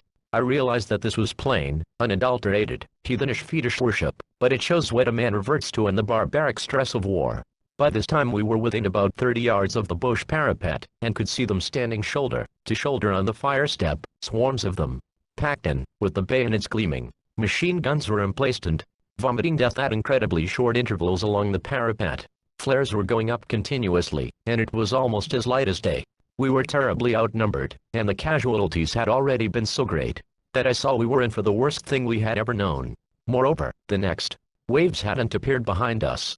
I was in command, as all the officers and non-coms so far as I could make out had snuffed. I signaled to halt and take cover, my idea being to wait for the other waves to catch up. The men needed no second invitation to lie low. They rolled into the shell holes, and burrowed where there was no cover. I drew a pretty decent hole myself, and a man came pitching in on top of me, screaming horribly. It was Corporal Hoskins, a close friend of mine. He had it in the stomach, and clicked in a minute or two. During the few minutes that I lay in that hole, I suffered the worst mental anguish I ever knew. Seeing so many of my closest chums go west so horribly had nearly broken me, shaky as I was when the attack started. I was dripping with sweat and frightfully nauseated. A sudden overpowering impulse seized me to get out in the open and have it over with.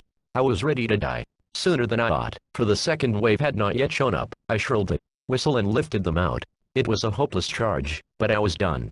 I would have gone at them alone. Anything to close the act. To blazes with everything. As I scrambled out of the shell hole, there was a blinding, ear-splitting explosion slightly to my left, and I went down. I did not lose consciousness entirely. A red-hot iron was through my right arm, and someone had hit me on the left shoulder with a sledgehammer. I felt crushed, shattered. My impressions of the rest of that night are, for the most part, vague and indistinct, but in spots they stand out clear and vivid. The first thing I knew definitely was when Smith bent over me, cutting the sleeve out of my tunic. "It's a blighty one," says Smithy. That was some consolation. I was back in the shell hole, or in another, and there were 5 or 6 other fellows piled in there too. All of them were dead, except Smith and a man named Collins, who had his arm clean off, and myself. Smith dressed my wound and Collins, and said, "We'd better get out of here before Fritz rushes us." The attack was a ruddy failure, and they'll come over and bomb us out of here. Smith and I got out of the hole and started to crawl. It appeared that he had a bullet through the thigh, though he hadn't said anything about it before. We crawled a little way, and then the bullets were flying so thick that I got an insane desire to run and get away from them. I got to my feet and legged it. So did Smith, though how he did it with the wounded thigh I don't know. The next thing I remember, I was on a stretcher. The beastly thing swayed and pitched, and I got seasick. Then came another crash directly overhead, and out I went again. When I came to, my head was as clear as a bell. A shell had burst over us, and had killed one stretcher bearer. The other had disappeared. Smith was there. He and I got to our feet, and put our arms around each other and staggered on. The next I knew I was in the cough drop dressing station, so-called from the peculiar formation of the place. We had tea and rum here and a couple of fags from a sergeant major of the RAMC. After that there was a ride on a flat car on a light railway and another in an ambulance with an American driver. Snatches of conversation about Broadway and a girl in Newark floated back, and I tried to work up ambition enough to sing out and ask where the chap came from. So far I hadn't had much pain. When we landed in a regular dressing station, the MO gave me another going over and said, "Blighty for you, son."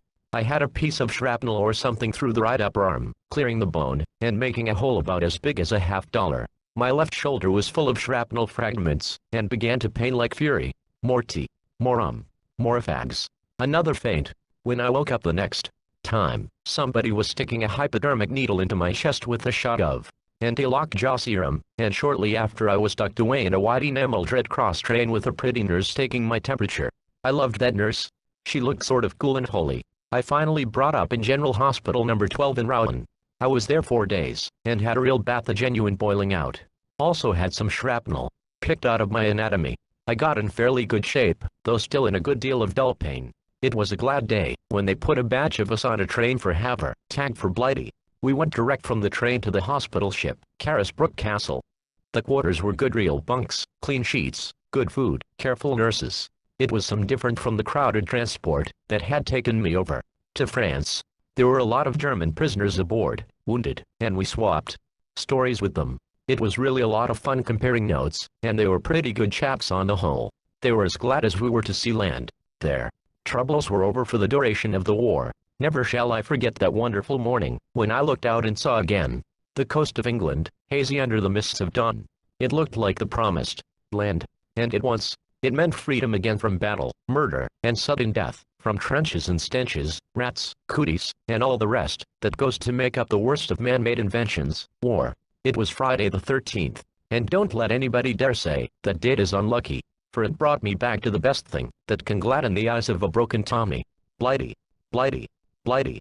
Chapter 15. Bits of Blighty. Blighty meant life and happiness and physical comfort. What we had left behind over there was death and mutilation and bodily and mental suffering. Up from the depths of hell we came, and reached out our hands with pathetic eagerness to the good things that Blighty had for us. I never saw a finer sight than the faces of those boys, glowing with love, as they strained their eyes for the first sight of the homeland. Those in the bunks below, unable to move, begged those on deck to come down at the first land raise and tell them how it all looked. A lump swelled in my throat, and I prayed that I might never go back to the trenches. And I prayed too that the brave boys still over there might soon be out of it. We steamed into the harbor of Southampton early in the afternoon.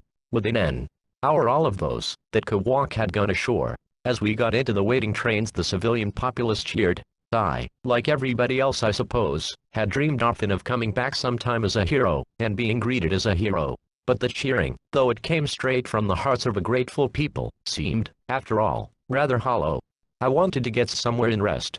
It seemed good to look out of the windows, and see the signs printed in English. That made it all seem less like a dream. I was taken first to the clearing hospital at Teesali. As we got off the train there the people cheered again, and among the civilians were many wounded men who had just recently come back. They knew how we felt. Corporal Holmes with staff nurse and another patient, at Fulham Military Hospital, London, SW. The first thing at the hospital was a real honest-to-God bath. In a tub. With hot water. Heavens, how I wallowed. The orderly helped me, and had to drag me out. I'd have stayed in that tub all night, if he would have let me. Out of the tub I had clean things straight through, with a neat blue uniform, and for once was free of the cooties. The old uniform, blood-stained and ragged, went to the baking and disinfecting plant. That night all of us newly arrived men who could went to the YMCA to a concert given in our honor. The chaplain came around and cheered us up and gave us good fags. Next morning I went around to the MO. He looked my arm over and calmly said that it would have to come off as gangrene had set in. For a moment I wished that piece of shrapnel had gone through my head. I pictured myself going around with only one arm, and the prospect didn't look good. However, the doctor dressed the arm with the greatest care, and told me I could go to a London hospital as I had asked, for I wanted to be near my people at Southall. These were the friends I had made before leaving Blighty, and who had sent me weekly parcels and letters. I arrived in London on Tuesday, and was taken in a big Red Cross motor load by Sir Charles Dickerson to the Fulham Hospital in Hammersmith. I was overjoyed, as the hospital was very near Southall, and Mr. and Mrs. Putty were both there to meet me. The sister in charge of my ward, Miss Mellon, is one of the finest women I have met. I owe it to her care and skill that I still have my good right arm. She has since married, and the lucky man has one of the best of wives. Miss Mellon advised me right at the beginning not to submit to an amputation. My next few weeks were pretty awful. I was in constant pain, and after the old arm began to come around under Miss Mellon's treatment, one of the doctors discovered that my left hand was queer. It had been somewhat swollen, but not really bad. The doctor insisted upon an X-ray, and found a bit of shrapnel embedded. He was all for an operation. Operations seemed to be the long suit of most of those doctors. I imagine they couldn't resist the temptation to get some practice with so much cheap material all about. I consented this time, and went down for the pictures on Lord Mayor's Day. Going to the pictures is Tommy's expression for undergoing an anesthetic. I was under ether 2 hours and a half, and when I came out of it the left hand was all to the bed, and has been ever since. There followed weeks of agonizing massage treatments. Between treatments though, I had a cushy. My friends were very good to me, and several Americans entertained me a good deal. I had a permanent walking out pass good from 9 in the morning until 9 at night. I saw almost every show in the city, and heard a special performance of the Messiah at Westminster Abbey. Also I enjoyed a good deal of restaurant life. London is good to the wounded men. There is entertainment for all of them.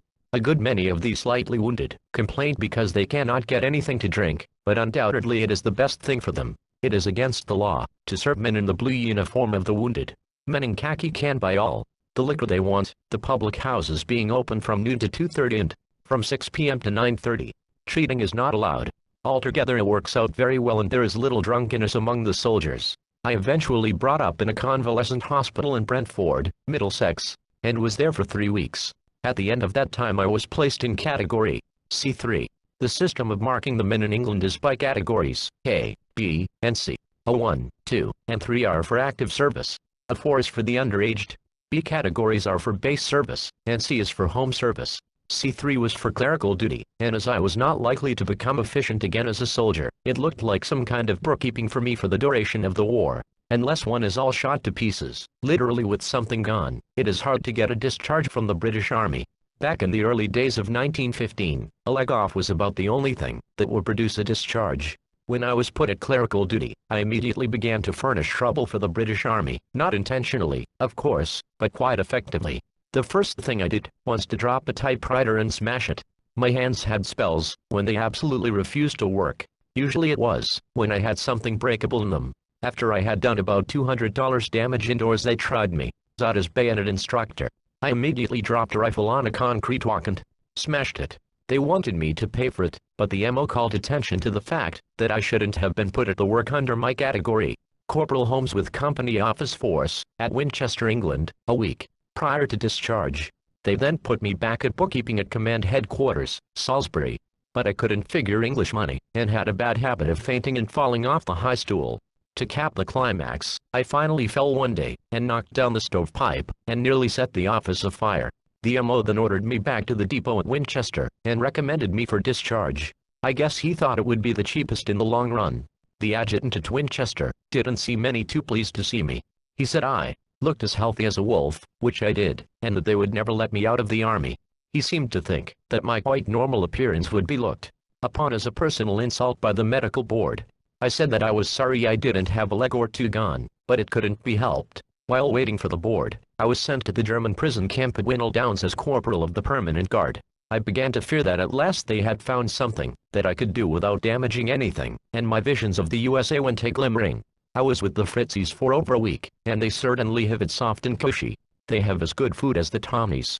They are paid 9 pence a day, and the work they do is a joke. They are well housed, and kept clean and have their own canteens, where they can buy almost anything in the way of delicacies. They are decently treated by the English soldiers, who even buy them fags out of their own money. The nearest thing I ever saw to humiliation of a German was a few good-natured jokes at their expense by some of the wits in the guard. The English know how to play fair with an enemy when they have him down. I had about given up hope of ever getting out of the army when I was summoned to appear before the traveling medical board. You can wager I lost no time in appearing. The board looked me over with a discouraging and cynical suspicion. I certainly did look as rugged as a navvy. When they gave me a going over, they found that my heart was out of place, and that my left hand might never limber up again. They voted for a discharge in jig time. I had all I could do to keep from howling with joy. It was some weeks before the final formalities were closed up. The pension board passed on my case, and I was given the magnificent sum of 16 shillings and sixpence a week, or $3.75. I spent the next few weeks in visiting my friends, and, eventually, at the 22nd headquarters at Bermondsey, London, SC, received the papers that once more made me a free man. The papers read, "In part he is discharged in consequence of paragraph 392, King's Rules and Regulations. No longer fit for service." In another part of the book you will find a reproduction of the character discharge also given. The discharged man also receives a little silver badge bearing the inscription, "For King and Empire, services rendered." I think that I value this badge more than any other possession. Once free, I lost no time in getting my passport into shape, and engaged a passage on the St. Paul, to sail on the 2nd of June. Since my discharge is dated the 28th of May, you can see that I didn't waste any time. My friends at Southall thought I was doing things in a good deal of a hurry. The fact is, I was fed up on war. I had had a plenty, and I was going to make my getaway before the British War Office changed its mind, and got me back in uniform. Mrs. Putty and her eldest son saw me off at Euston Station. Leaving them was the one wrench, as they had become very dear to me.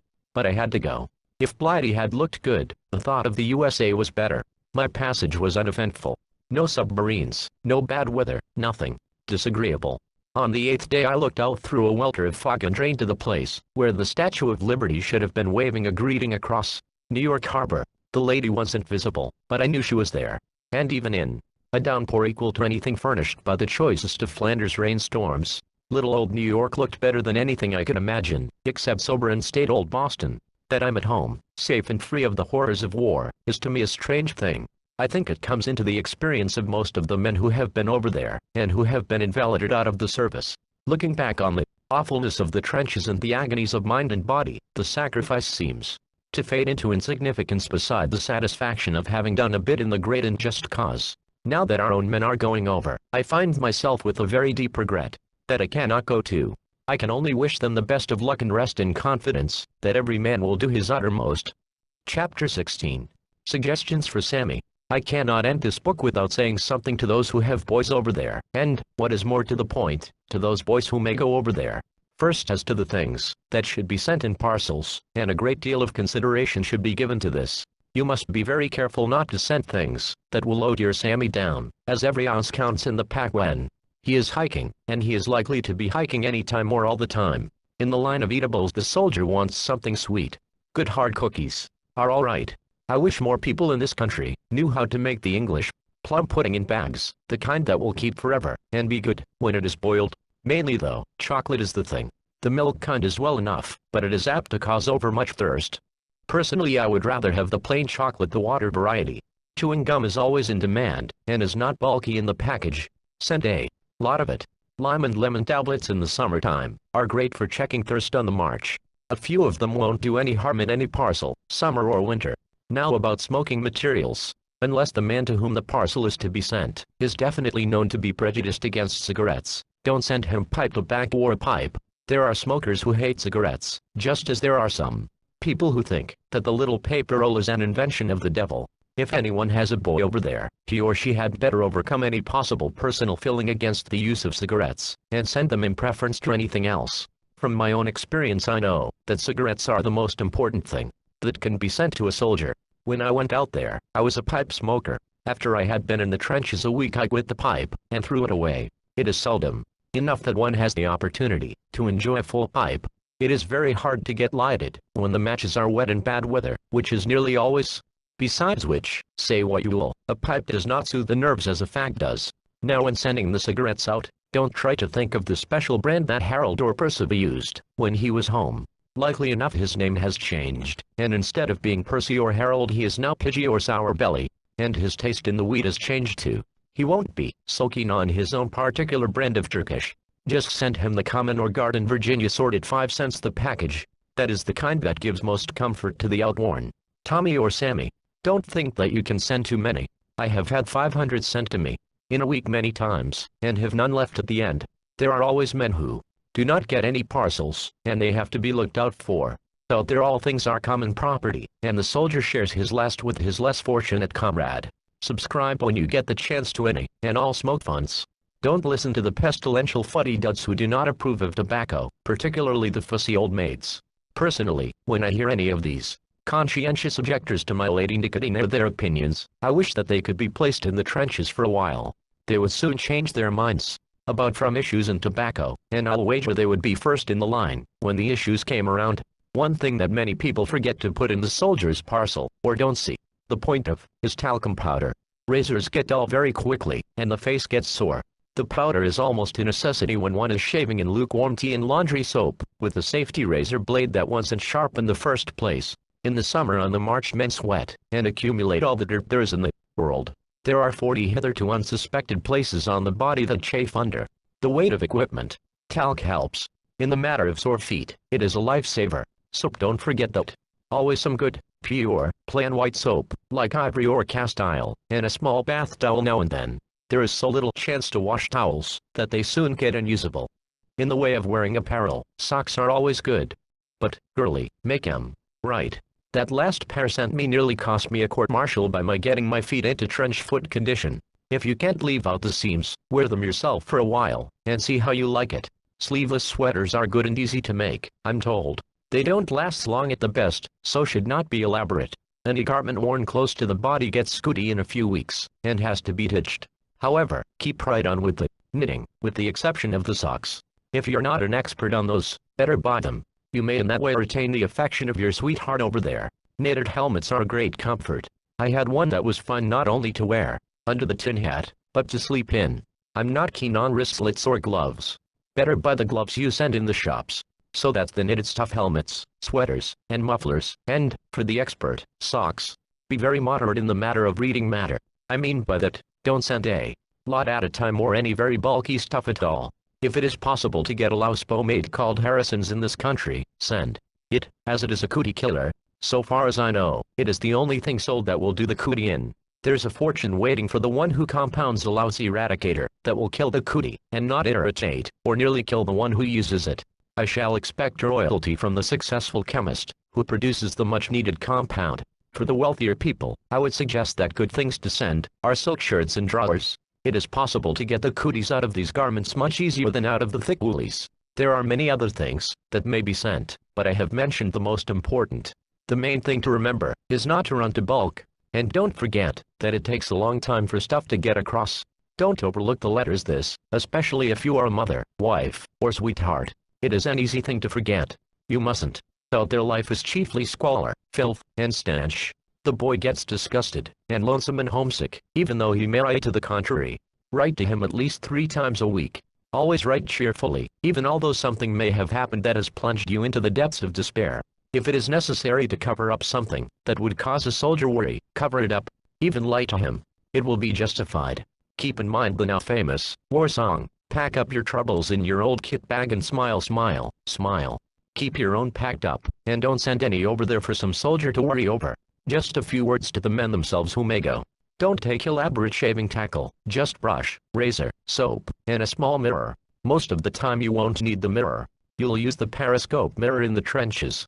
Don't load up on books and unnecessary clothing. Impress it upon your relatives that your stuff, tobacco and sweets, is to come along in small parcels and often and regularly. Let all your friends and relatives know your address, and ask them to write often. Don't hesitate to tell them all that a parcel now and again will be acceptable. Have more than one source of supply if possible. When you get out there, hunt up the YMCA huts. You will find good cheer, warmth, music, and above all a place to do your writing. Write home often. Your people are concerned about you all the time. Write at least once a week to the one nearest and dearest to you.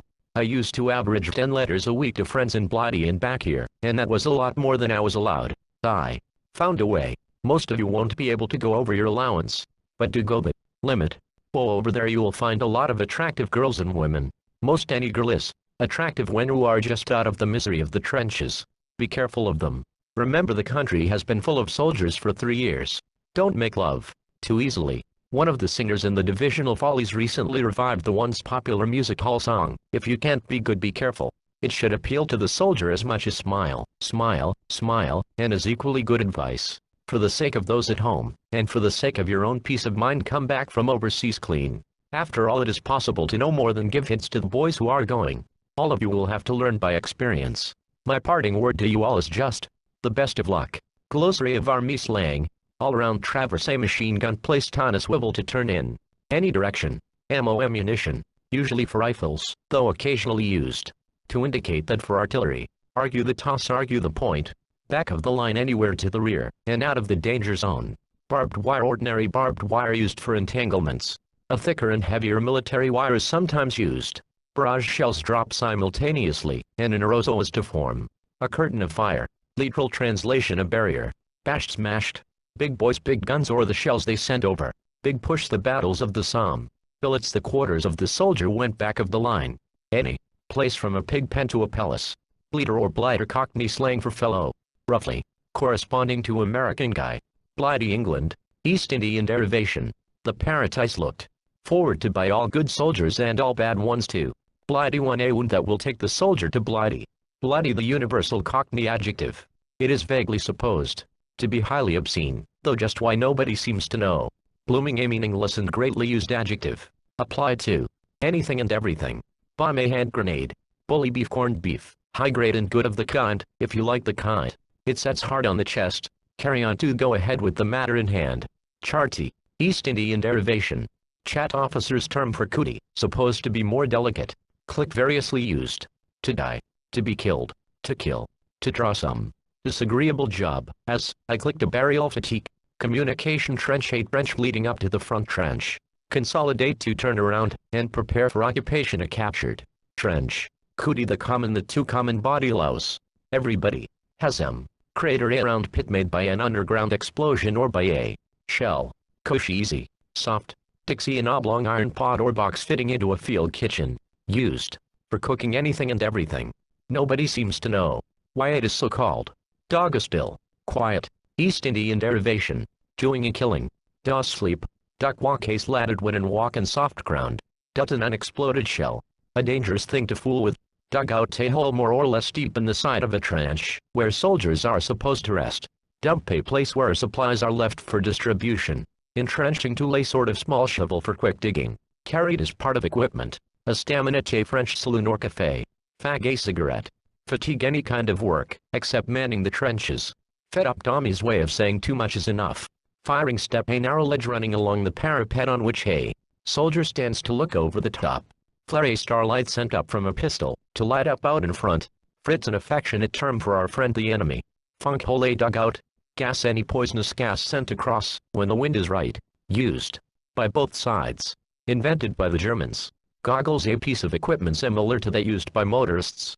Supposed to keep off tear gas. The rims are backed with strips of sponge which Tommy tears off, and throws the goggle frame away. Go west, to die. Grouse, complain. Growl. Kick. Hun, a German identification disc, a fiber tablet bearing the soldier's name, regiment, and rank. Worn around the neck on a string. Iron rations, about 2 pounds of non-perishable rations to be used in an emergency. Knuckle knife, a short dagger with a studded hilt. Invented by the Germans. Lance corporal, the lowest grade of non-commissioned officer. Lewis gun, a very light machine gun invented by one Lewis, an officer in the American Army. Light railway, a very narrow gauge railway on which are pushed little hand cars. Listening post, one or more men go out in front, at night, of course, and listen for movements by the enemy. Makanachi, a scientifically compounded and well-balanced ration, so the authorities say. It looks, smells, and tastes like rancid lard. M.O. Medical officer. A foxy cove who can't be fooled with fake symptoms. Messed in, a combination teapot, fry pan and plate.